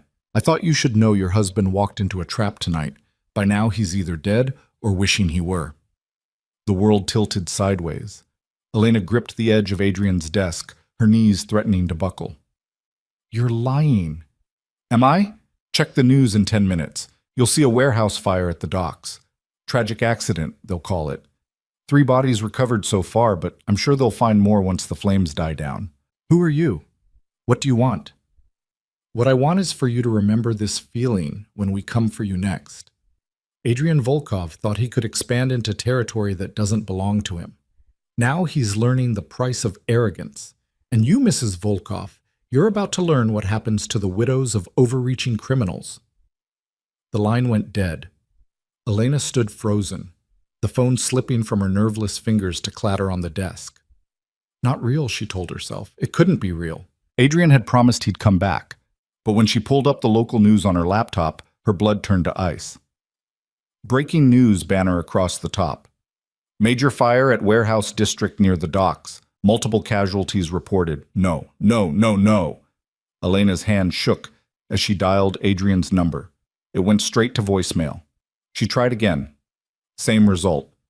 On the third attempt, her composure shattered completely, and she found herself gasping for air, panic constricting her chest like a vice. He couldn't be dead. Not when they'd just started being real with each other. Not when she'd finally let herself hope for something beyond survival. The sound of cars pulling up the drive made her jump. Elena ran to the window, hope and terror warring in her chest. 3 black SUVs, Adrian's vehicles, but when the doors opened, she didn't see him among the men who emerged. She flew down the stairs, meeting them in the entrance hall. Adrian's head of security, Marcus, looked grim, his face smudged with soot. Where is he? Elena demanded, her voice shrill even to her own ears. Where's Adrian? Mrs. Volkov, you need to sit down. No, tell me where my husband is. Marcus exchanged glances with the other men. There was an explosion at the warehouse. We got separated. Mr. Volkov and 2 others were still inside when he didn't need to finish. Elena's legs gave out, and Marcus caught her before she hit the marble floor. We're going back, he was saying, his voice seeming to come from very far away. Search and rescue is on site. But the fire, it's bad, Mrs. Volkov. It's really bad. Elena heard herself making sounds, animal noises of grief and denial that couldn't possibly be coming from her throat. This wasn't happening. It couldn't be happening. But then Marcus was helping her to the couch, and Mrs. Chen appeared with blankets and tea that Elena couldn't possibly drink, and the news kept playing on the television showing footage of the warehouse engulfed in flames, and it was happening. Adrian was gone. The man who'd been ice and distance for 5 months before finally thawing, who'd learned to smile again because of her, who'd promised just hours ago that he'd come back. He was gone. And Elena had never told him she loved him. The hours that followed existed in fragments, disconnected moments Elena's mind couldn't quite string together into coherent narrative. Marcus leaving with half the security team to return to the docks. Mrs. Chen pressing a cup of tea into her hands that went cold untouched. The television droning on with updates that said nothing new. Warehouse fire. Multiple casualties. Investigation ongoing. Elena sat on the couch in Adrian's study, wrapped in the blanket misses. Chen had draped over her shoulders and stared at nothing. Her body felt hollow, scooped out and left empty. She couldn't cry, couldn't scream, could barely breathe. Adrian was dead. The man who'd bought her kept her at distance, then finally let her in. Gone. Reduced to ash in a warehouse fire set by enemies who saw him as nothing more than an obstacle to be eliminated. And she'd never told him she loved him. The realization sat in her chest like a stone. In all their conversations over the past weeks, all the quiet intimacies and passionate nights, she'd never said the words. Had been too afraid, too cautious, too convinced that admitting love would give him power to hurt her. Now he was gone, and the words would stay locked inside her forever, useless and devastating. Mrs. Volkov. Elena's head snapped up. Marcus stood in the doorway, and something in his expression made her pulse spike. Not grief, not the look of a man delivering confirmation of death. Hope. What? Her voice came out ragged. What is it? We need to move. Now. Marcus crossed the room in quick strides, pulling her to her feet. There's been a development. What kind of development? Is Adrian? I can't explain here. We need to get you somewhere safe. His hand closed around her elbow, firm but not painful. Mrs. Volkov, I need you to trust me. Can you do that? Elena's mind raced. This could be a trap. Marcus could be working for Victor Castellano, could be the inside man who'd fed information about Adrian's schedule. But the urgency in his voice, the way his eyes kept darting to the windows, that felt like genuine fear. And what did she have to lose anyway? If Adrian was really dead, nothing else mattered. All right, she said. Where are we going? Questions later. Move now. They went out through the kitchen, avoiding the main entrance. 2 more security guards fell in around them as they crossed to one of the SUVs. Elena barely registered the motion, her mind still stuck on Marcus's words. Development. Not confirmation. Not bodies recovered. Development. The drive took 20 minutes through darkened streets. They stopped at what looked like an abandoned office building on the edge of the warehouse district, close enough to the fire scene that Elena could smell smoke on the wind. Marcus led her inside and down a flight of stairs to a basement level. At the end of a dim hallway, he knocked twice on a reinforced door. It opened. And there, backlit by fluorescent lighting, covered in soot and blood, but very much alive, stood Adrian. Elena's knees buckled. She would have hit the concrete floor if Marcus hadn't caught her. Easy, he murmured. You're all right. He's all right. But Elena couldn't process his words, couldn't think past the roaring in her ears. Adrian was alive, moving toward her with quick strides, his face a mask of concern, his hands, still warm, still real, coming up to frame her face. Elena, breathe, I need you to breathe. She gasped in air like a drowning person breaking the surface. You're dead. They said... The fire. I know. I know what they said. Adrian pulled her against his chest, and Elena felt the solid reality of him. Heartbeat, warmth, the rise and fall of his breathing. I'm sorry. I'm so sorry. We had to make them think it worked. Make who think? Elena pulled back enough to look at him properly. Blood streaked his face from a cut above his eyebrow.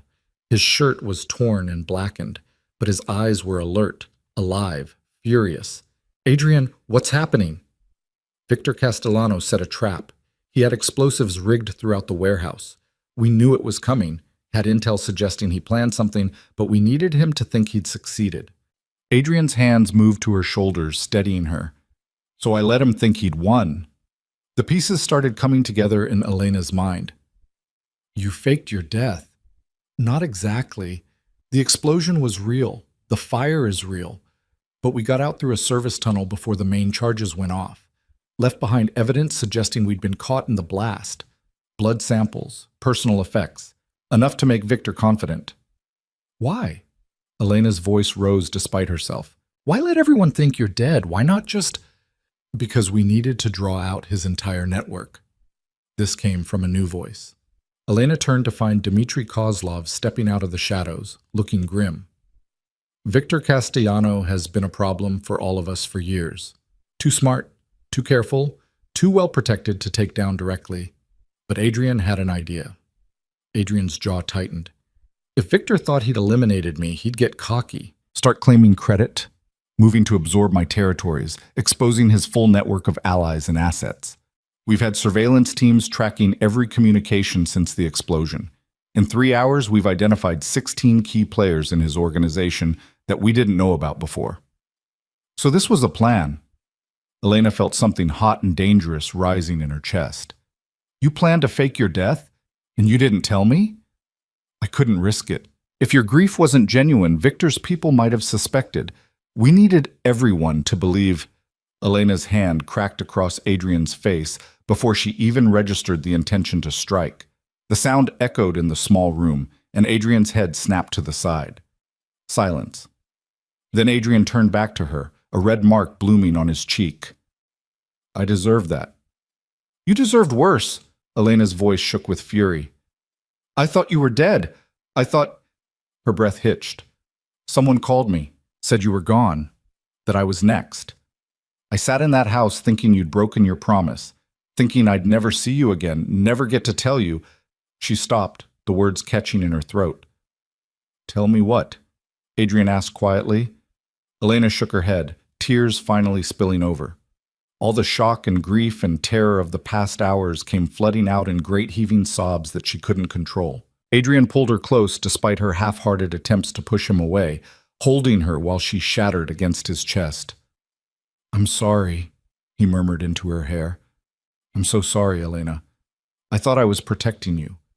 If I'd told you the plan, you'd have been in danger. Victor's people could have taken you, tortured the truth out of you. This was the only way to keep you safe. I don't want to be safe if it means thinking you're dead, Elena choked out. I don't want protection if the price is that kind of pain. Adrian's arms tightened around her. I know. I understand that now, but Elena, you need to understand something too. Victor Castellano is still out there, and now that he thinks I'm dead, he's going to move fast, which means the danger for you just increased exponentially. Elena pulled back, swiping at her tears. What do you mean? Victor knows you matter to me. With me gone, you're his loose end, someone who knows too much, who could potentially testify against him if she wanted revenge for her dead husband. He'll send people for you. Let him. The words came out harder than Elena intended. I'm not afraid anymore. You should be. This came from Kozlov, who'd been watching their exchange with an unreadable expression. Victor Castellano doesn't take prisoners. He makes examples. Which is why we're moving you tonight, Adrian said. There's a safe house 2 hours north. You'll stay there with a full security detail until this is over. No. Elena stepped back out of Adrian's reach. No, I'm not running.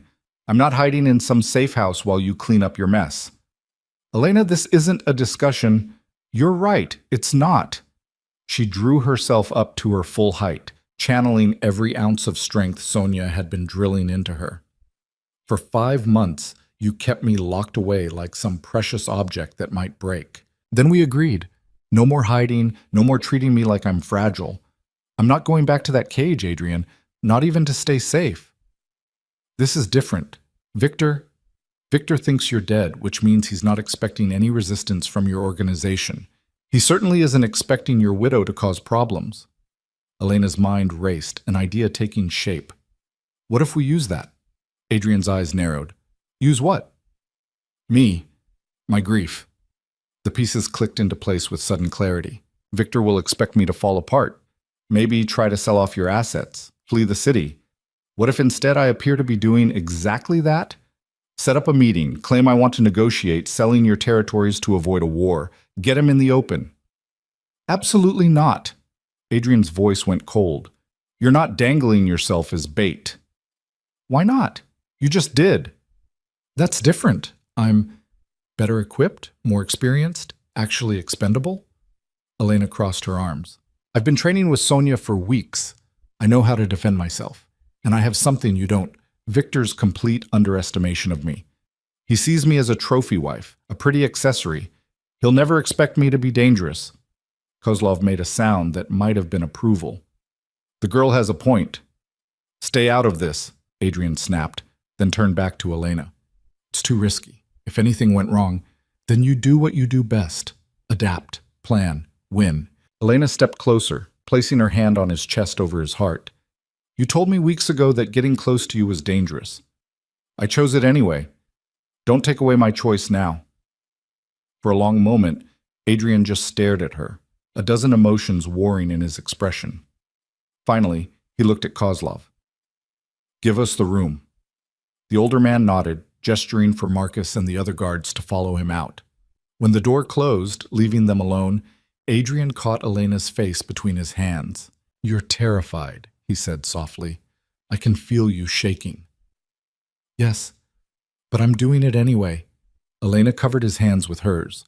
You promised me honesty, transparency, a real partnership that can't just apply when it's convenient. Either you trust me to be part of this or you don't. I trust you. That's not the issue. Then what is? I can't lose you. The words came out rough, almost broken. Elena, I've lost everyone I've ever cared about. My parents, my mentor, colleagues I trusted. I built walls to keep from caring again because caring means vulnerability. And then you walked into my life and dismantled every defense I had. If Victor Castellano took you from me, if you died because I let you put yourself at risk, I wouldn't survive it. Elena's breath caught. In all their conversations, all their intimate moments, Adrian had never been this raw, this openly afraid. You won't lose me, she said firmly. We'll be smart. We'll plan carefully, and we'll do it together, the way we're supposed to. But Adrian, I need you to hear this. I can't live in a cage anymore. Not even a golden one. Not even to keep me safe. I'd rather die taking risks than spend the rest of my life wrapped in bubble wrap. He closed his eyes, his forehead coming to rest against hers. You're going to be the death of me. Or we'll be the death of Victor Castellano together.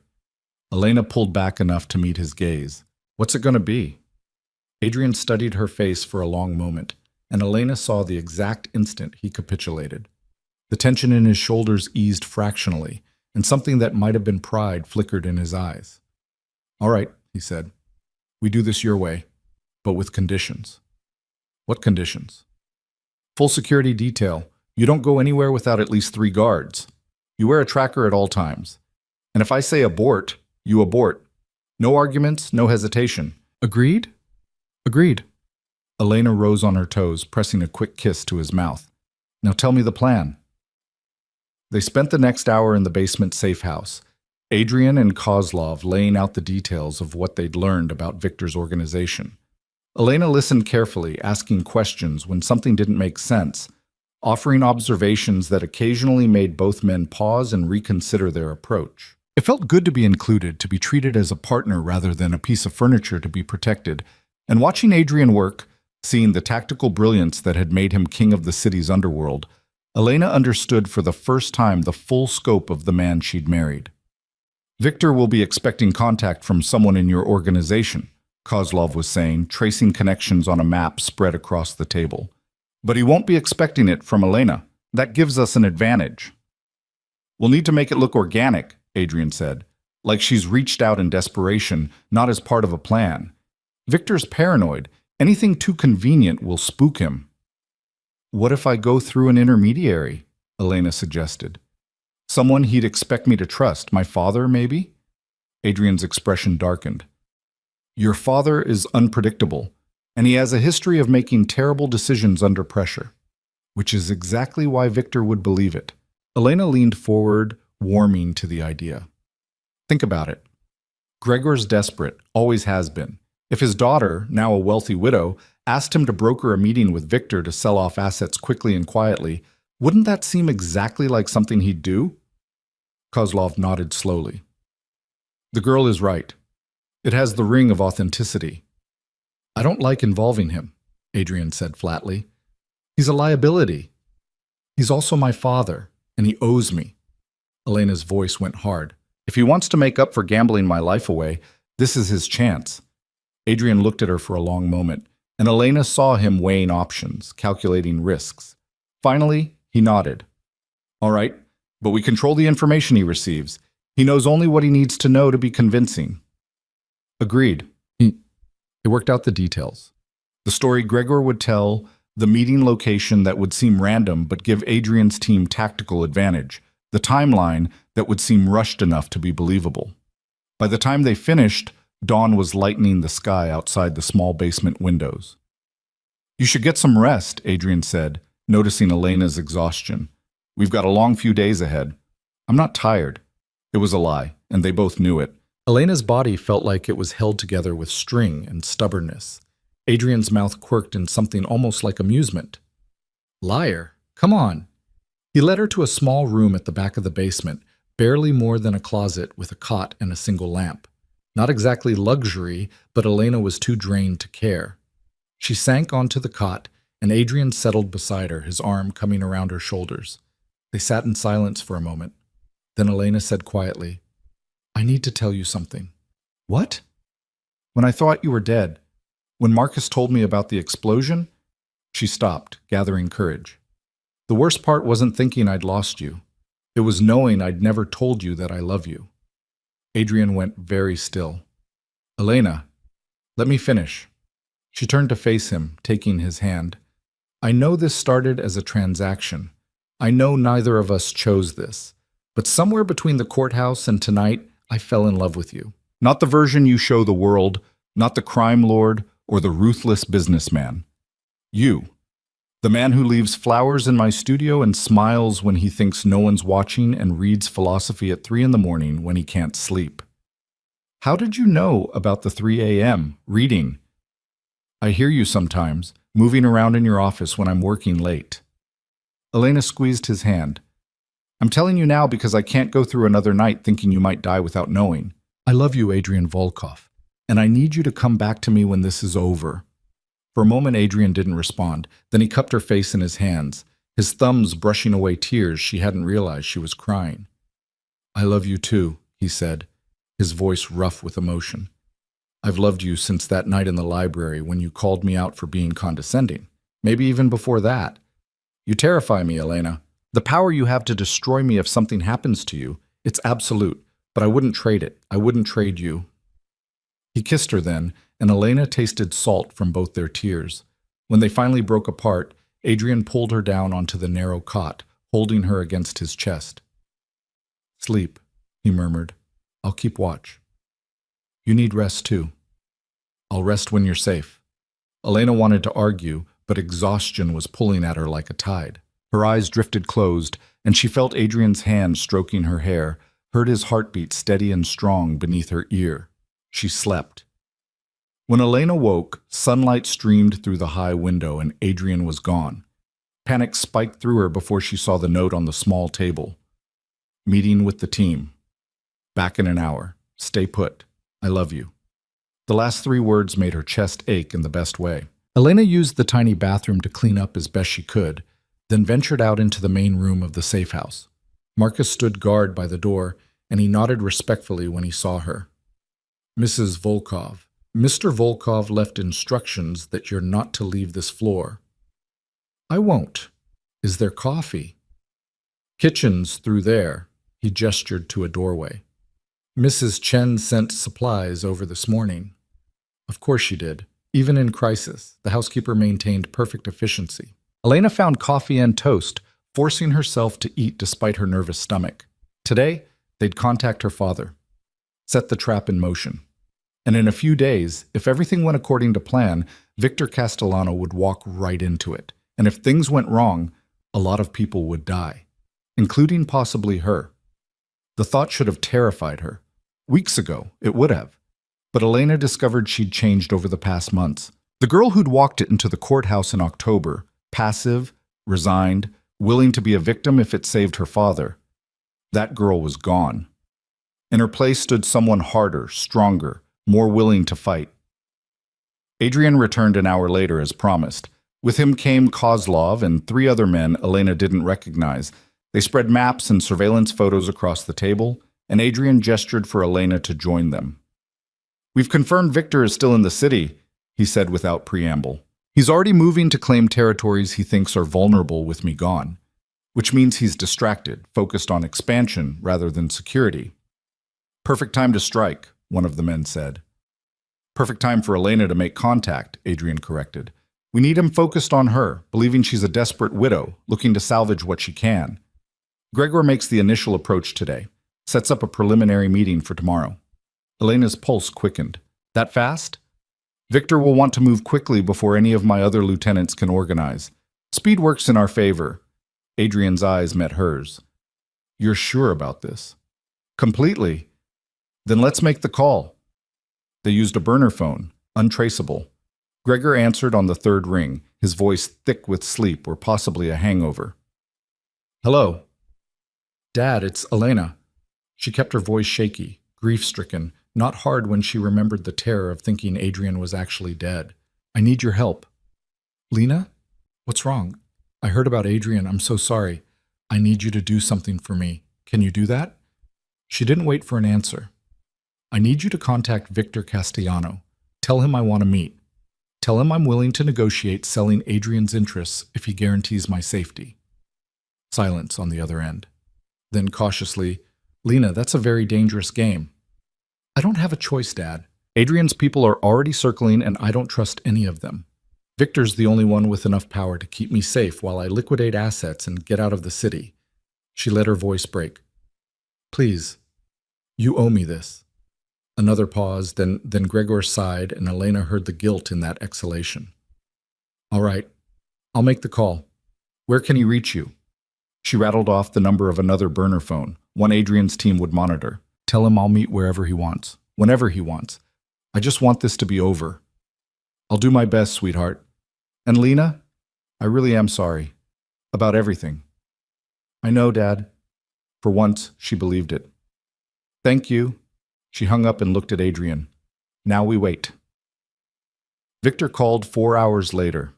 Elena answered with trembling hands, very aware of Adrian and the others listening to every word through the surveillance equipment. Mrs. Volkov. Victor's voice was smooth, sympathetic. I was saddened to hear about your husband's death. Such a tragedy. Thank you. Elena injected just the right amount of grief and fear into her tone. Mr. Castellano, I'll be direct. I need help. So your father indicated you want to sell your late husband's interests. I want to survive. Adrian's people, they're not loyal to me. They see me as a weakness, an opportunity.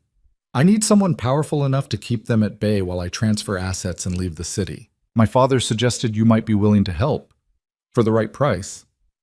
Very practical. She could hear the smile in Victor's voice. I appreciate a woman who understands business. What exactly are you offering? Adrian's Eastern port operations, the shipping routes, the distribution network, the political connections, all of it, in exchange for protection and 10% of the value. 10% seems generous on your part. Well, 10% of something is better than 100% of nothing, which is what I'll have if one of Adrian's lieutenants decides a dead wife is more convenient than a living one. Victor laughed. A sound like grinding gears. I like you, Mrs. Volkov. You're smarter than your husband gave you credit for. All right, let's meet. Tomorrow evening, 7 o'clock. There's a restaurant on 5th and Madison, Luciano's. Do you know it? Elena's mind raced. Luciano's was public, crowded, seemingly safe, which meant it was probably anything but. I know it, she said. Come alone. Well, bring security if you must, but no more than 2 men. I'll have my people watching. Any sign of a setup and the deal is off. Understood? Understood. Excellent. I look forward to our meeting, Mrs. Volkov, and may I say, widowhood seems to suit you. You're far more formidable than I expected.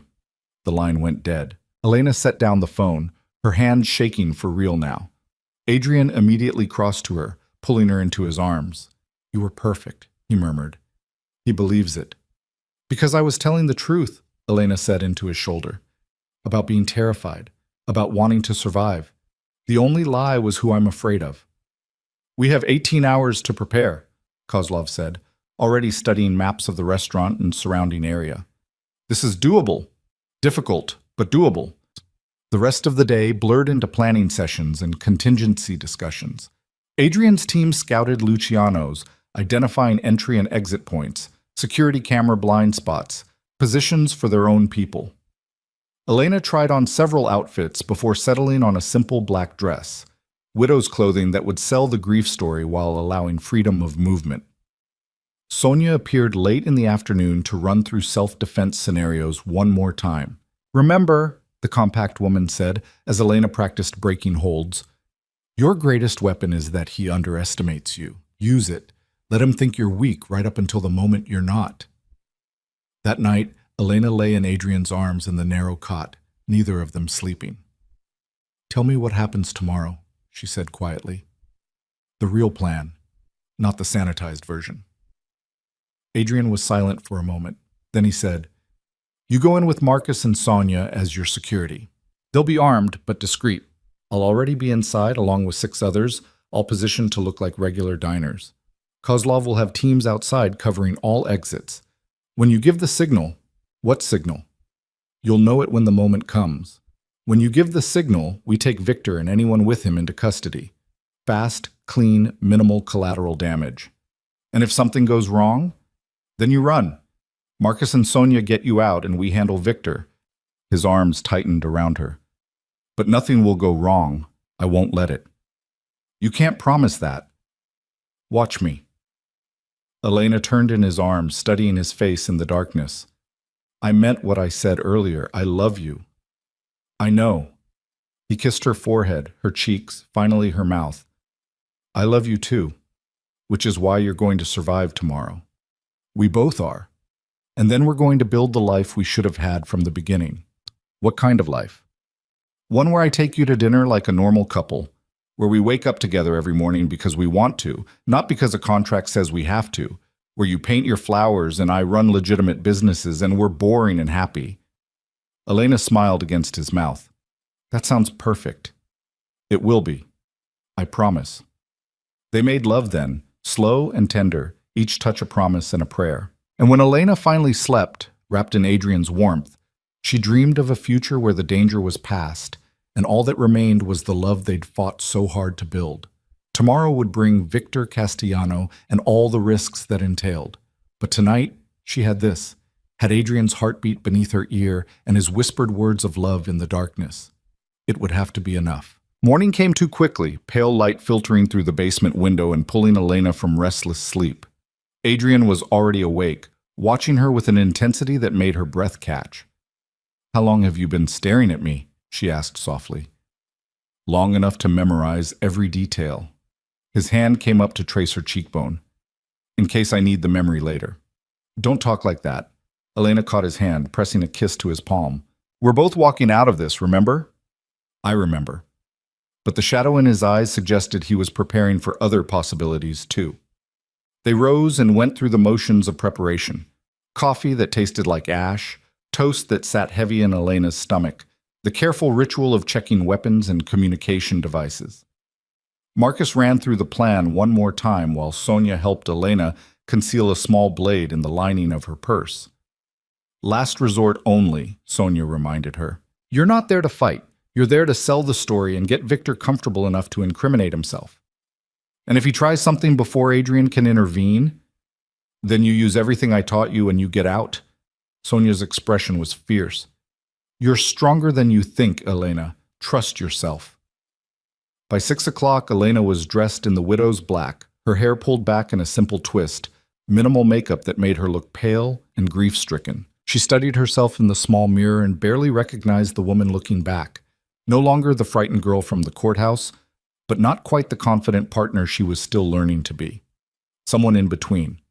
Someone discovering her own strength. Adrian appeared in the doorway, and his expression when he saw her made Elena's chest tighten. Pain and pride and fear all mixed together in those winter storm eyes. "You look perfect," he said quietly. "Exactly like a widow who's terrified and desperate." "I am terrified." Elena turned to face him. "But not for the reasons Victor thinks." He crossed to her, taking her face in his hands with devastating gentleness. "I will be in that restaurant. I will be watching every second. And at the first sign of trouble, I'm pulling you out. Victor be damned." "No." Elena placed her hands over his. "We stick to the plan. This is our chance to end him, to eliminate the threat. If you pull me out early, he'll go underground and we'll spend the rest of our lives looking over our shoulders. Better that than losing you. You won't lose me. She rose on her toes, kissing him hard. I'm coming back to you. We both are. And then we're going to have that boring, happy life you promised. Adrian's arms came around her, holding her so tightly she could barely breathe. They stayed that way for a long moment, drawing strength from each other. Then Marcus knocked softly on the doorframe. It's time. The drive to Luciano's took 15 minutes through evening traffic. Elena sat in the back of the SUV between Marcus and Sonia, her hands folded in her lap to keep them from shaking. Adrian was in a separate vehicle with Kozlov, already en route to the restaurant where they'd enter separately and take up positions.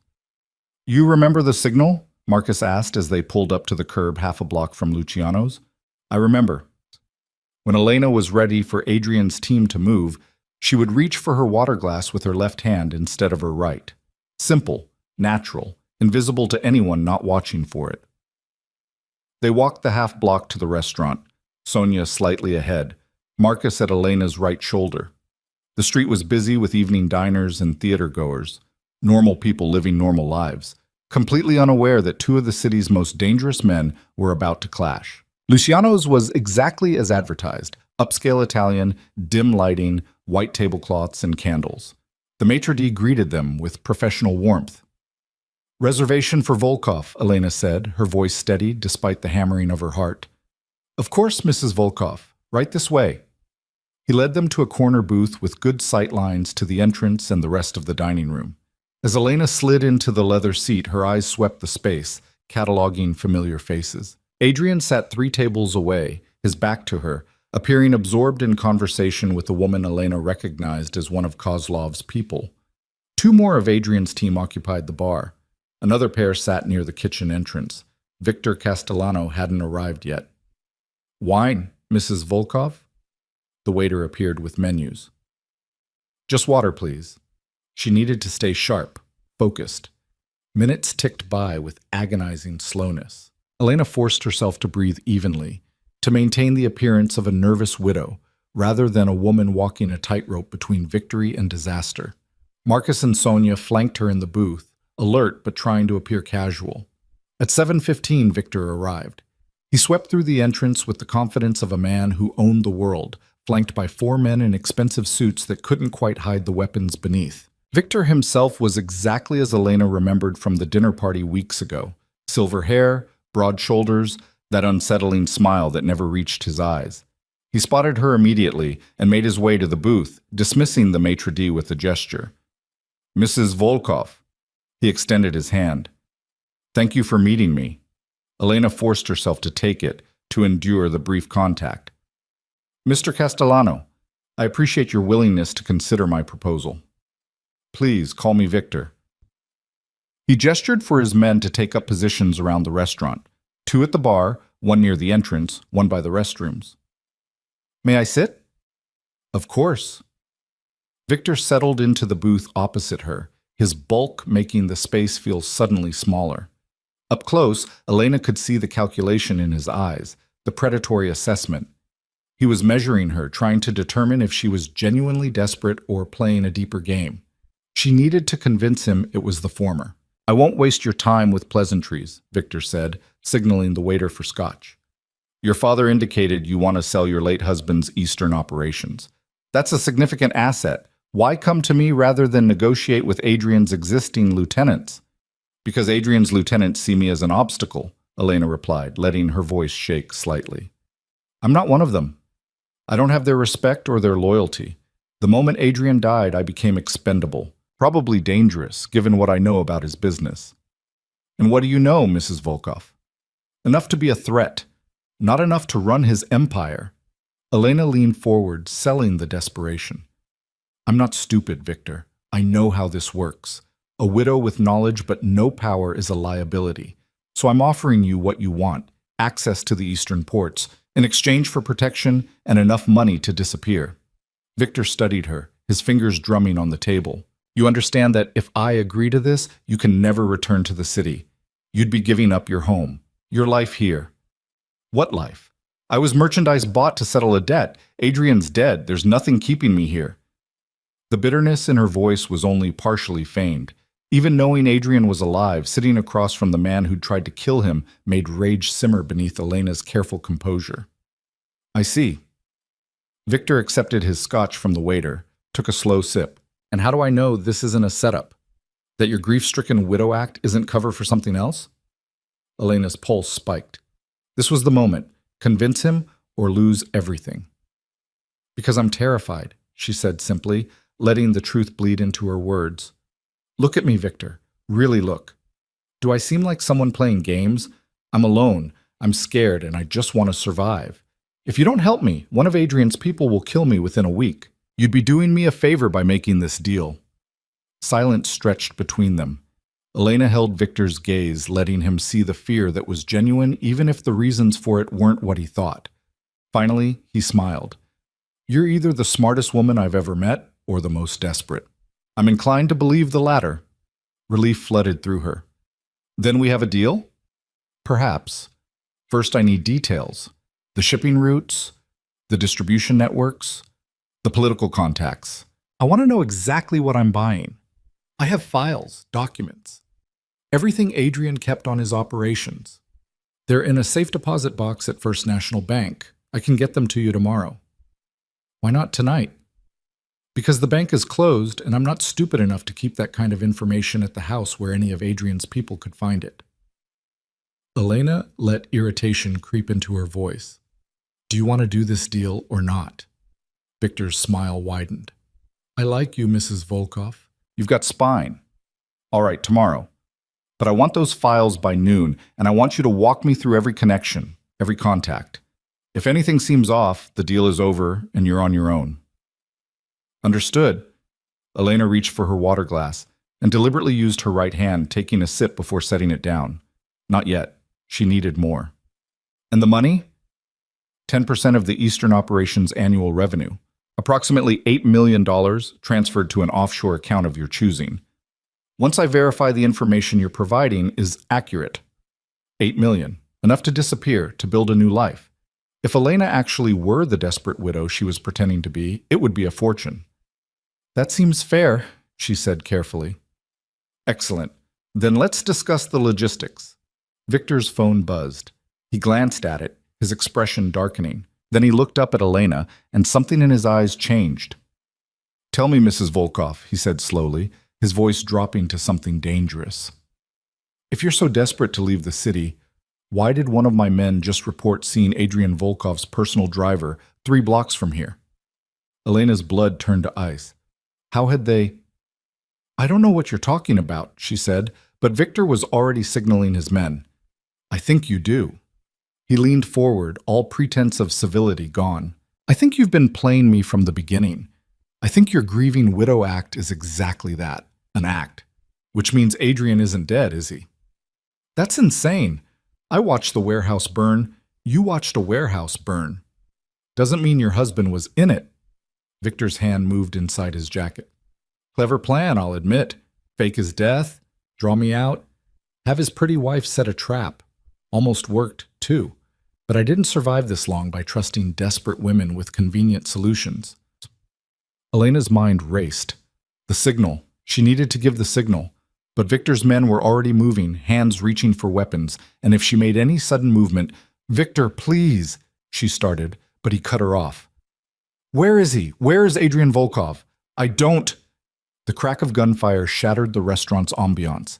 Everything happened at once. Victor's men drew weapons, diners screamed, and Adrian burst from his position 3 tables away, gun already firing. One of Victor's guards went down, then another. Marcus and Sonia flanked Elena, creating a barrier with their bodies as chaos erupted. Get her out, Adrian shouted, and Marcus was already moving, pulling Elena from the booth. But Victor was faster than he looked. His hand shot out, catching Elena's wrist with crushing force, yanking her back against his chest. She felt the cold press of a gun barrel against her temple. Nobody moves, Victor's voice boomed over the screaming. Or the widow becomes a real widow, right after I paint the walls with her brains. The restaurant froze. Adrian stood 10 feet away, his weapon trained on Victor, his face a mask of fury and fear. Around them, the remaining diners cowered beneath tables while Victor's surviving men and Adrian's team held their positions in tense standoff. "Let her go, Victor." Adrian's voice was deadly calm. "This is between us." Is it? Because it seems to me your wife is the one who walked into my meeting under false pretenses. The one who tried to play me. Victor's arm tightened around Elena's throat, making breathing difficult. "Tell me, Adrian, and I know you're there, hiding behind your theatrical death. How much is she worth to you? Enough to surrender?" "Don't!" Elena gasped. "Don't you dare!" "Quiet." Victor pressed the gun harder against her temple. "I'm talking to your husband." Adrian, what's it going to be? "Walk away and let me kill her, or surrender, and maybe I let her live." Elena saw the calculation in Adrian's eyes, saw him measuring odds and angles, and she knew with absolute certainty that he was about to do something stupid, something noble and self-destructive like trading himself for her. She couldn't let that happen. Sonia's training kicked in like muscle memory. Elena went limp, dead weight in Victor's arms, and his grip loosened fractionally as he adjusted to her sudden collapse. In that half-second of distraction, Elena drove her elbow back hard into his ribs, felt something crack, and dropped to the floor as his gun discharged into the space where her head had been. Then Adrian was moving, closing the distance in 2 strides, and his fist connected with Victor's jaw with a sound like breaking concrete. The older man staggered, and Adrian hit him again, and again, fury unleashed. "Adrian, stop!" Kozlov's voice cut through the violence. "We need him alive!" Adrian froze, his fist cocked back for another blow, breathing hard. Victor sagged against the booth, blood streaming from his nose and mouth. Around them the standoff had resolved, Victor's remaining men disarmed and restrained by Adrian's superior numbers, police sirens wailing in the distance.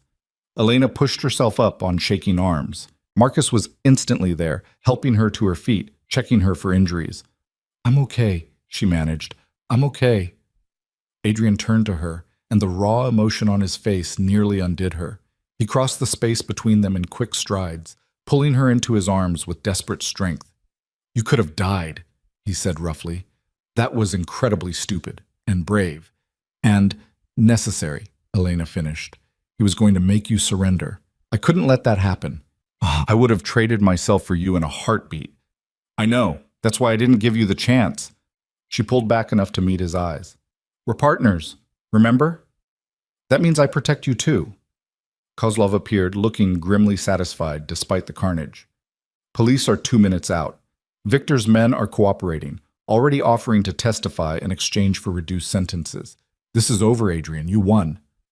"We won," Adrian corrected, his arm tightening around Elena. "None of this works without her." The police arrived in a flood of uniforms and questions.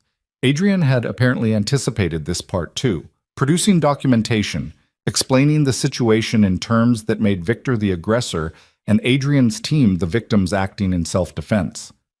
Phone calls were made to contacts in the district attorney's office, to politicians who owed Adrian favors, to lawyers who could navigate the complicated aftermath. Elena watched it all from the sidelines, wrapped in a blanket someone had draped over her shoulders, as the man she loved orchestrated the destruction of his enemy through legitimate channels.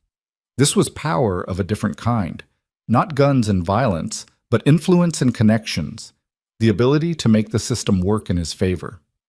Hours later, they finally made it back to the safe house. Victor was in custody, facing charges for attempted murder, racketeering, and a dozen other crimes his cooperating associates had detailed. His organization was being dismantled piece by law enforcement, grateful for the opportunity to take down such a significant target. It was over. Elena sank onto the narrow cot, exhaustion crashing over her like a wave. Adrian settled beside her, his arm coming around her shoulders. "We should go home," he said quietly. "The real home. No more hiding." "In a minute." Elena leaned into his warmth. "I just need a minute." They sat in silence, processing everything that had happened. Then Adrian said, "That move you pulled, dropping and striking simultaneously, that was perfect execution of what Sonia taught you. I had good teachers. You had courage." He pressed a kiss to her temple. "Most people would have frozen. You attacked. I couldn't let him hurt you, or use me to hurt you. Whatever it took to prevent that, I was willing. Elena tilted her head to look at him. Is that how you felt? All this time, trying to keep me safe. Every second of every day since that night in my study when I realized I was in love with you. Adrian's hand found hers, their fingers interlacing. It's terrifying, loving someone this much, knowing they could be taken away. But they weren't. I'm still here. We both are. Elena squeezed his hand. And now Victor's in custody, his organization is destroyed, and we get to go home. Really home. Not as strangers fulfilling a contract, but as husband and wife who chose each other, Adrian finished. As partners who've earned the right to that boring, happy life. They went home the next morning. The mansion felt different as they walked through the entrance together. Not the cold prison it had been for those first 5 months, but simply a house. Walls and marble and expensive art that was just backdrop for the life they'd built inside it. Mrs. Chen greeted them with barely concealed relief, and if she noticed that Elena's belongings were already consolidated on the second floor in Adrian's quarters, she said nothing. Just welcomed them home and assured them that everything had been maintained perfectly in their absence. Over the next weeks, Elena watched as Adrian systematically dismantled the criminal aspects of his empire. Victor's arrest had created a power vacuum, and rather than fill it, Adrian stepped back.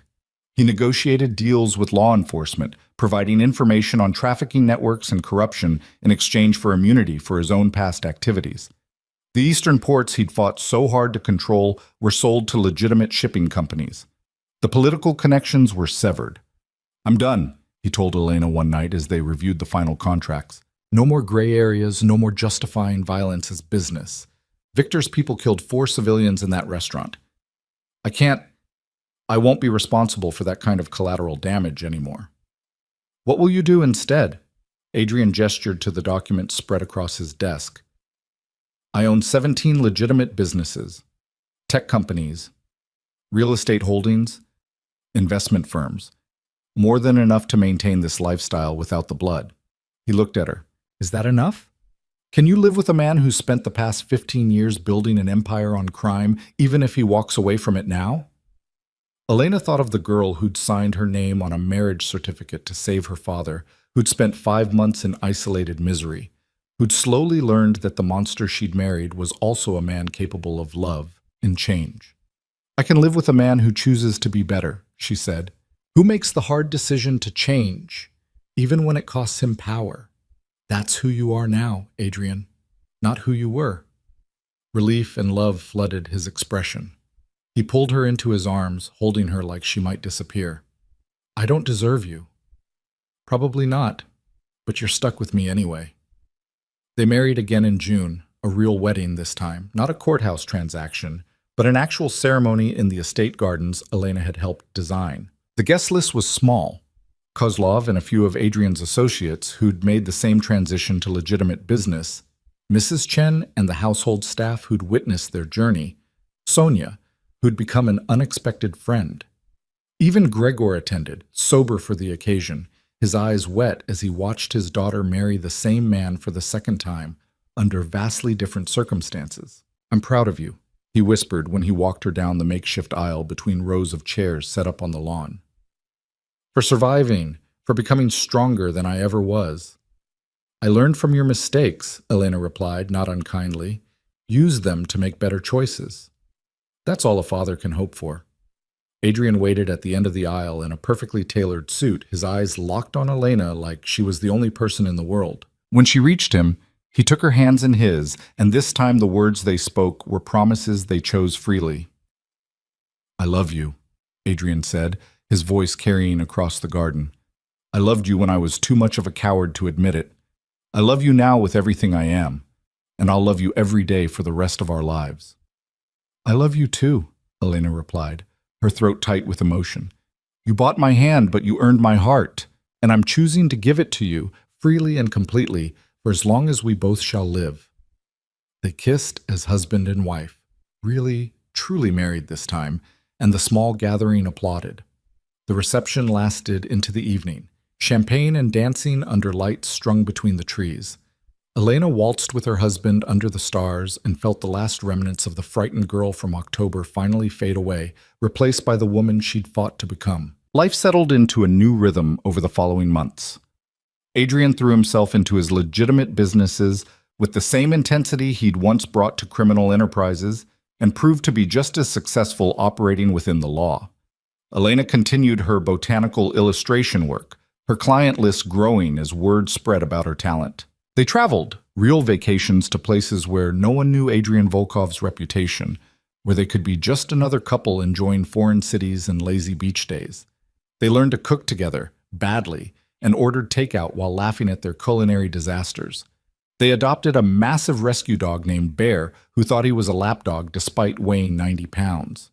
They built the boring, happy life Adrian had promised, and it was everything. One October evening, exactly 1 year after their courthouse wedding, Elena sat in her studio working on an illustration of autumn crocus when Adrian appeared in the doorway. "I have something for you," he said, crossing the room to place a small box on her work table. Elena set down her brush, studying him with suspicion. "My birthday isn't for 2 months." "I know. Just open it." Inside the box was a key, old-fashioned, brass, the kind that opened antique locks. Elena turned it over in her fingers, confused. "It's the key to your old apartment," Adrian explained quietly. "The building was being converted to condos. I bought your unit. Had it restored exactly as you left it. Same furniture, same paint on the walls, even the same coffee mug you used to leave on the counter." Elena's breath caught. "Why?" "Because I took your life from you. Your home, your independence, your choices. I can't give back the year we lost, but I can give you back the space that was yours.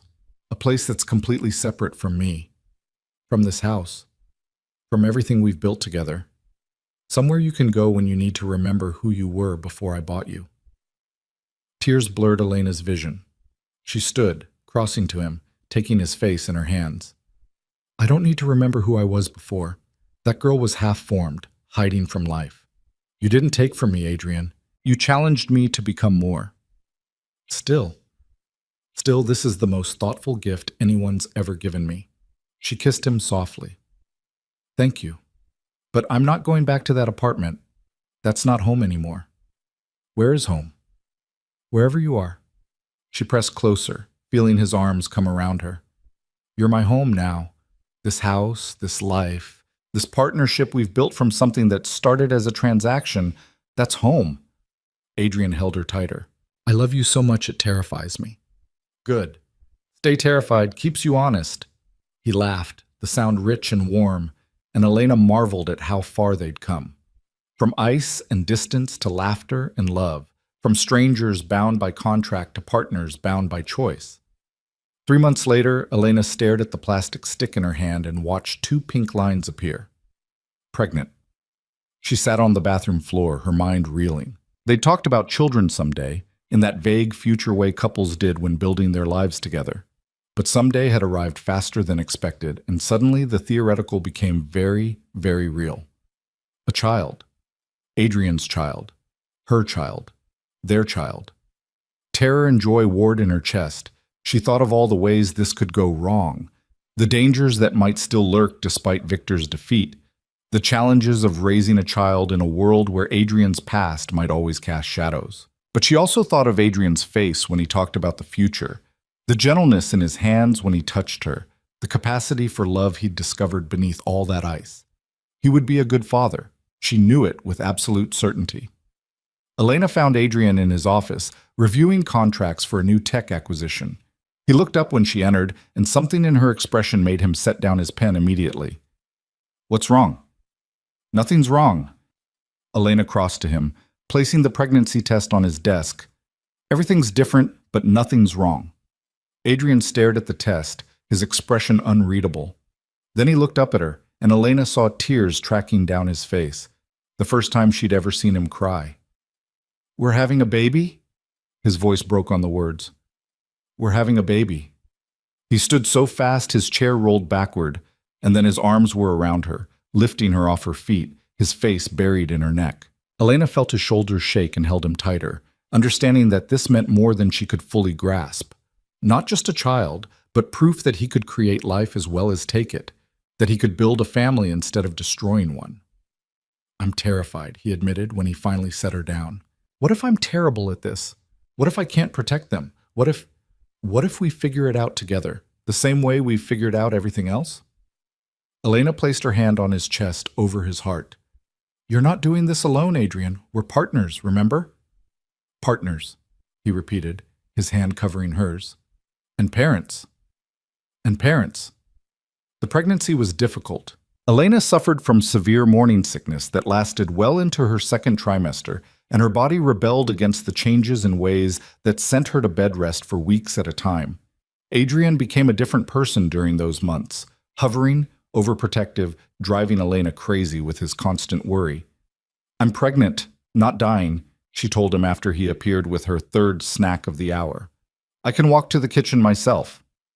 The doctor said to minimize stress and physical exertion. The doctor said to avoid heavy lifting, not movement entirely. Adrian, you can't bubble wrap me.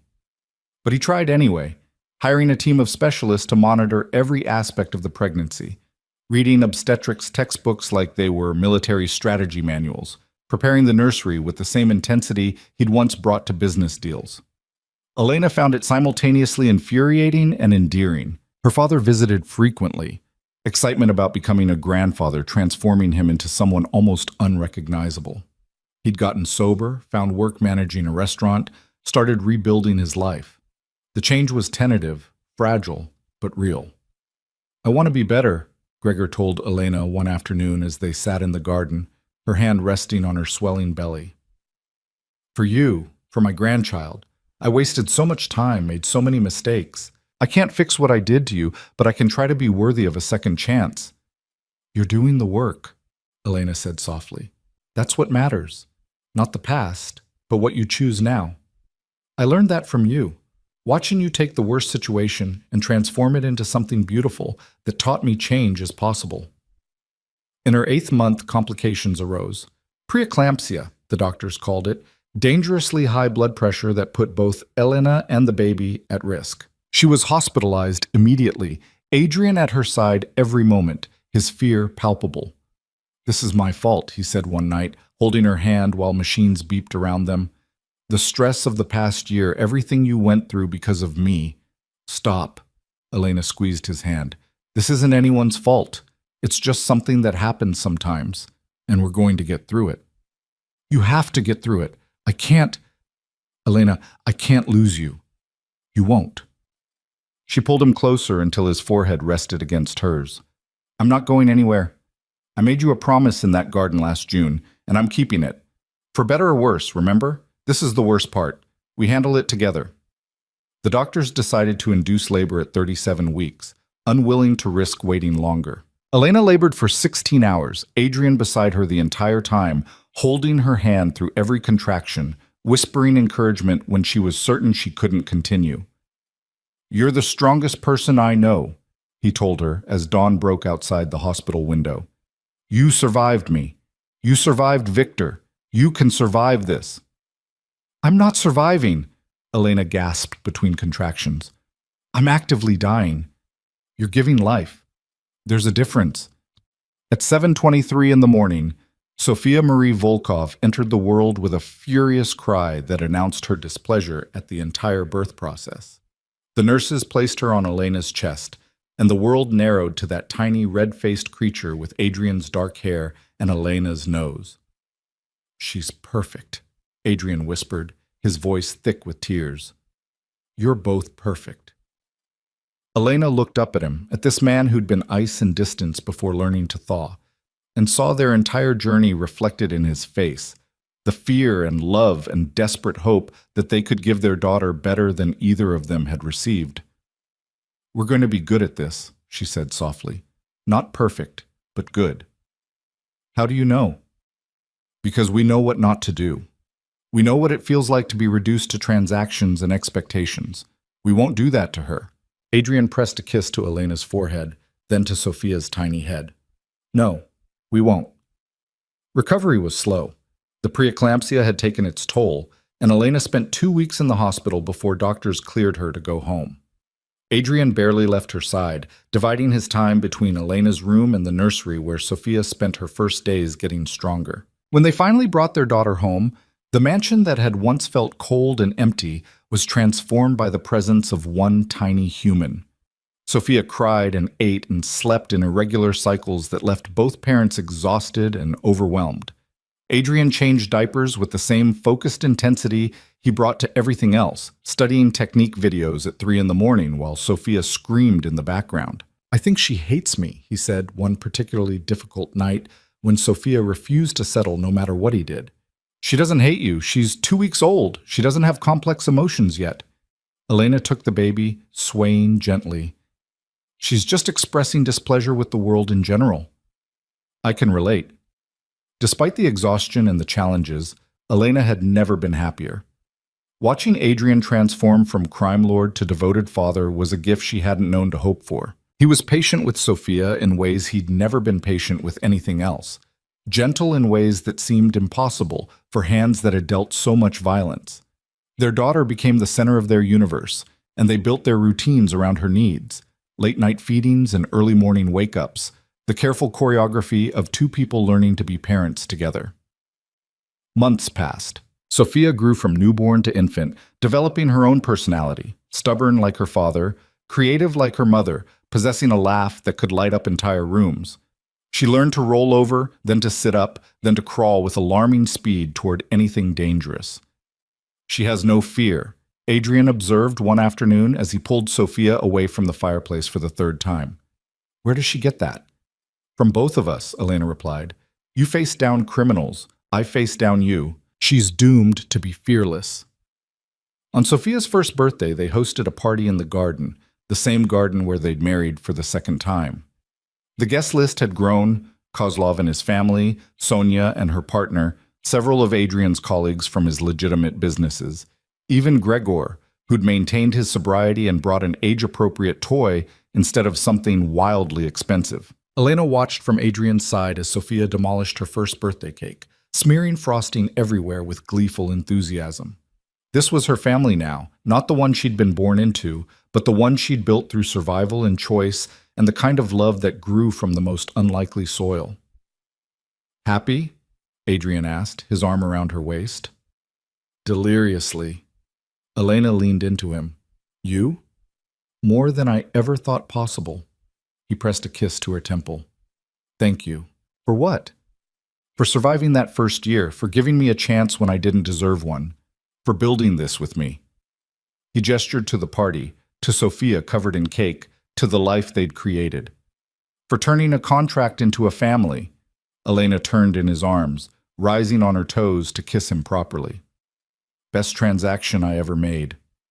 Years continued to pass, marked by Sophia's growth and the deepening of Elena and Adrian's partnership. The little girl who'd entered the world furious grew into a thoughtful child who inherited her mother's artistic talent and her father's strategic mind. She drew elaborate pictures and built complex block structures, narrated stories about her stuffed animals with the kind of dramatic flair that suggested future theatrical interests. Adrian's businesses thrived under his legitimate leadership, and he became known for aggressive but ethical practices, for deals that benefited all parties rather than crushing competition. The reputation he'd built through fear transformed into one built on respect, harder earned but more lasting. Elena's illustration work evolved too. She published her first book, a comprehensive guide to native flowering plants, that became a bestseller in botanical circles. She taught occasional workshops in the studio that had once been her only refuge, sharing her knowledge with aspiring artists who had no idea their instructor had once been bought to settle a debt. On their 5th anniversary, counting from the courthouse wedding, not the garden ceremony, they returned to the place where it all began. The courthouse looked exactly the same, still smelling of old paper and broken promises. "I was terrified that day," Elena said as they stood in the hallway outside Judge Morrison's chambers, "convinced my life was ending." "In a way it was," Adrian replied. "The life you'd planned, the future you'd imagined, all of it ended when you signed that certificate. But something better began." She took his hand. "I wouldn't change it, any of it. The fear and the distance and the slow thaw, it made us who we are."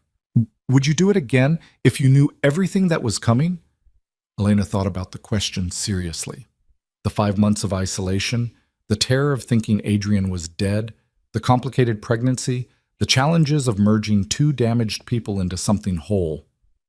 Yes, she said finally, I'd do it all again, because it led here, to us, to Sophia, to a life I didn't know I wanted until I fought for it. Adrian pulled her close, and they stood in the courthouse hallway where their story began. No longer strangers bound by contract, but partners bound by choice, by love, by the family they'd built from the most unlikely beginning.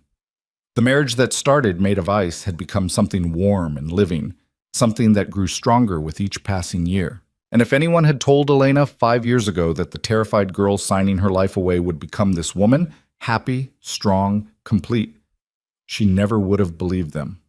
But here she was. Here they were. And it was everything.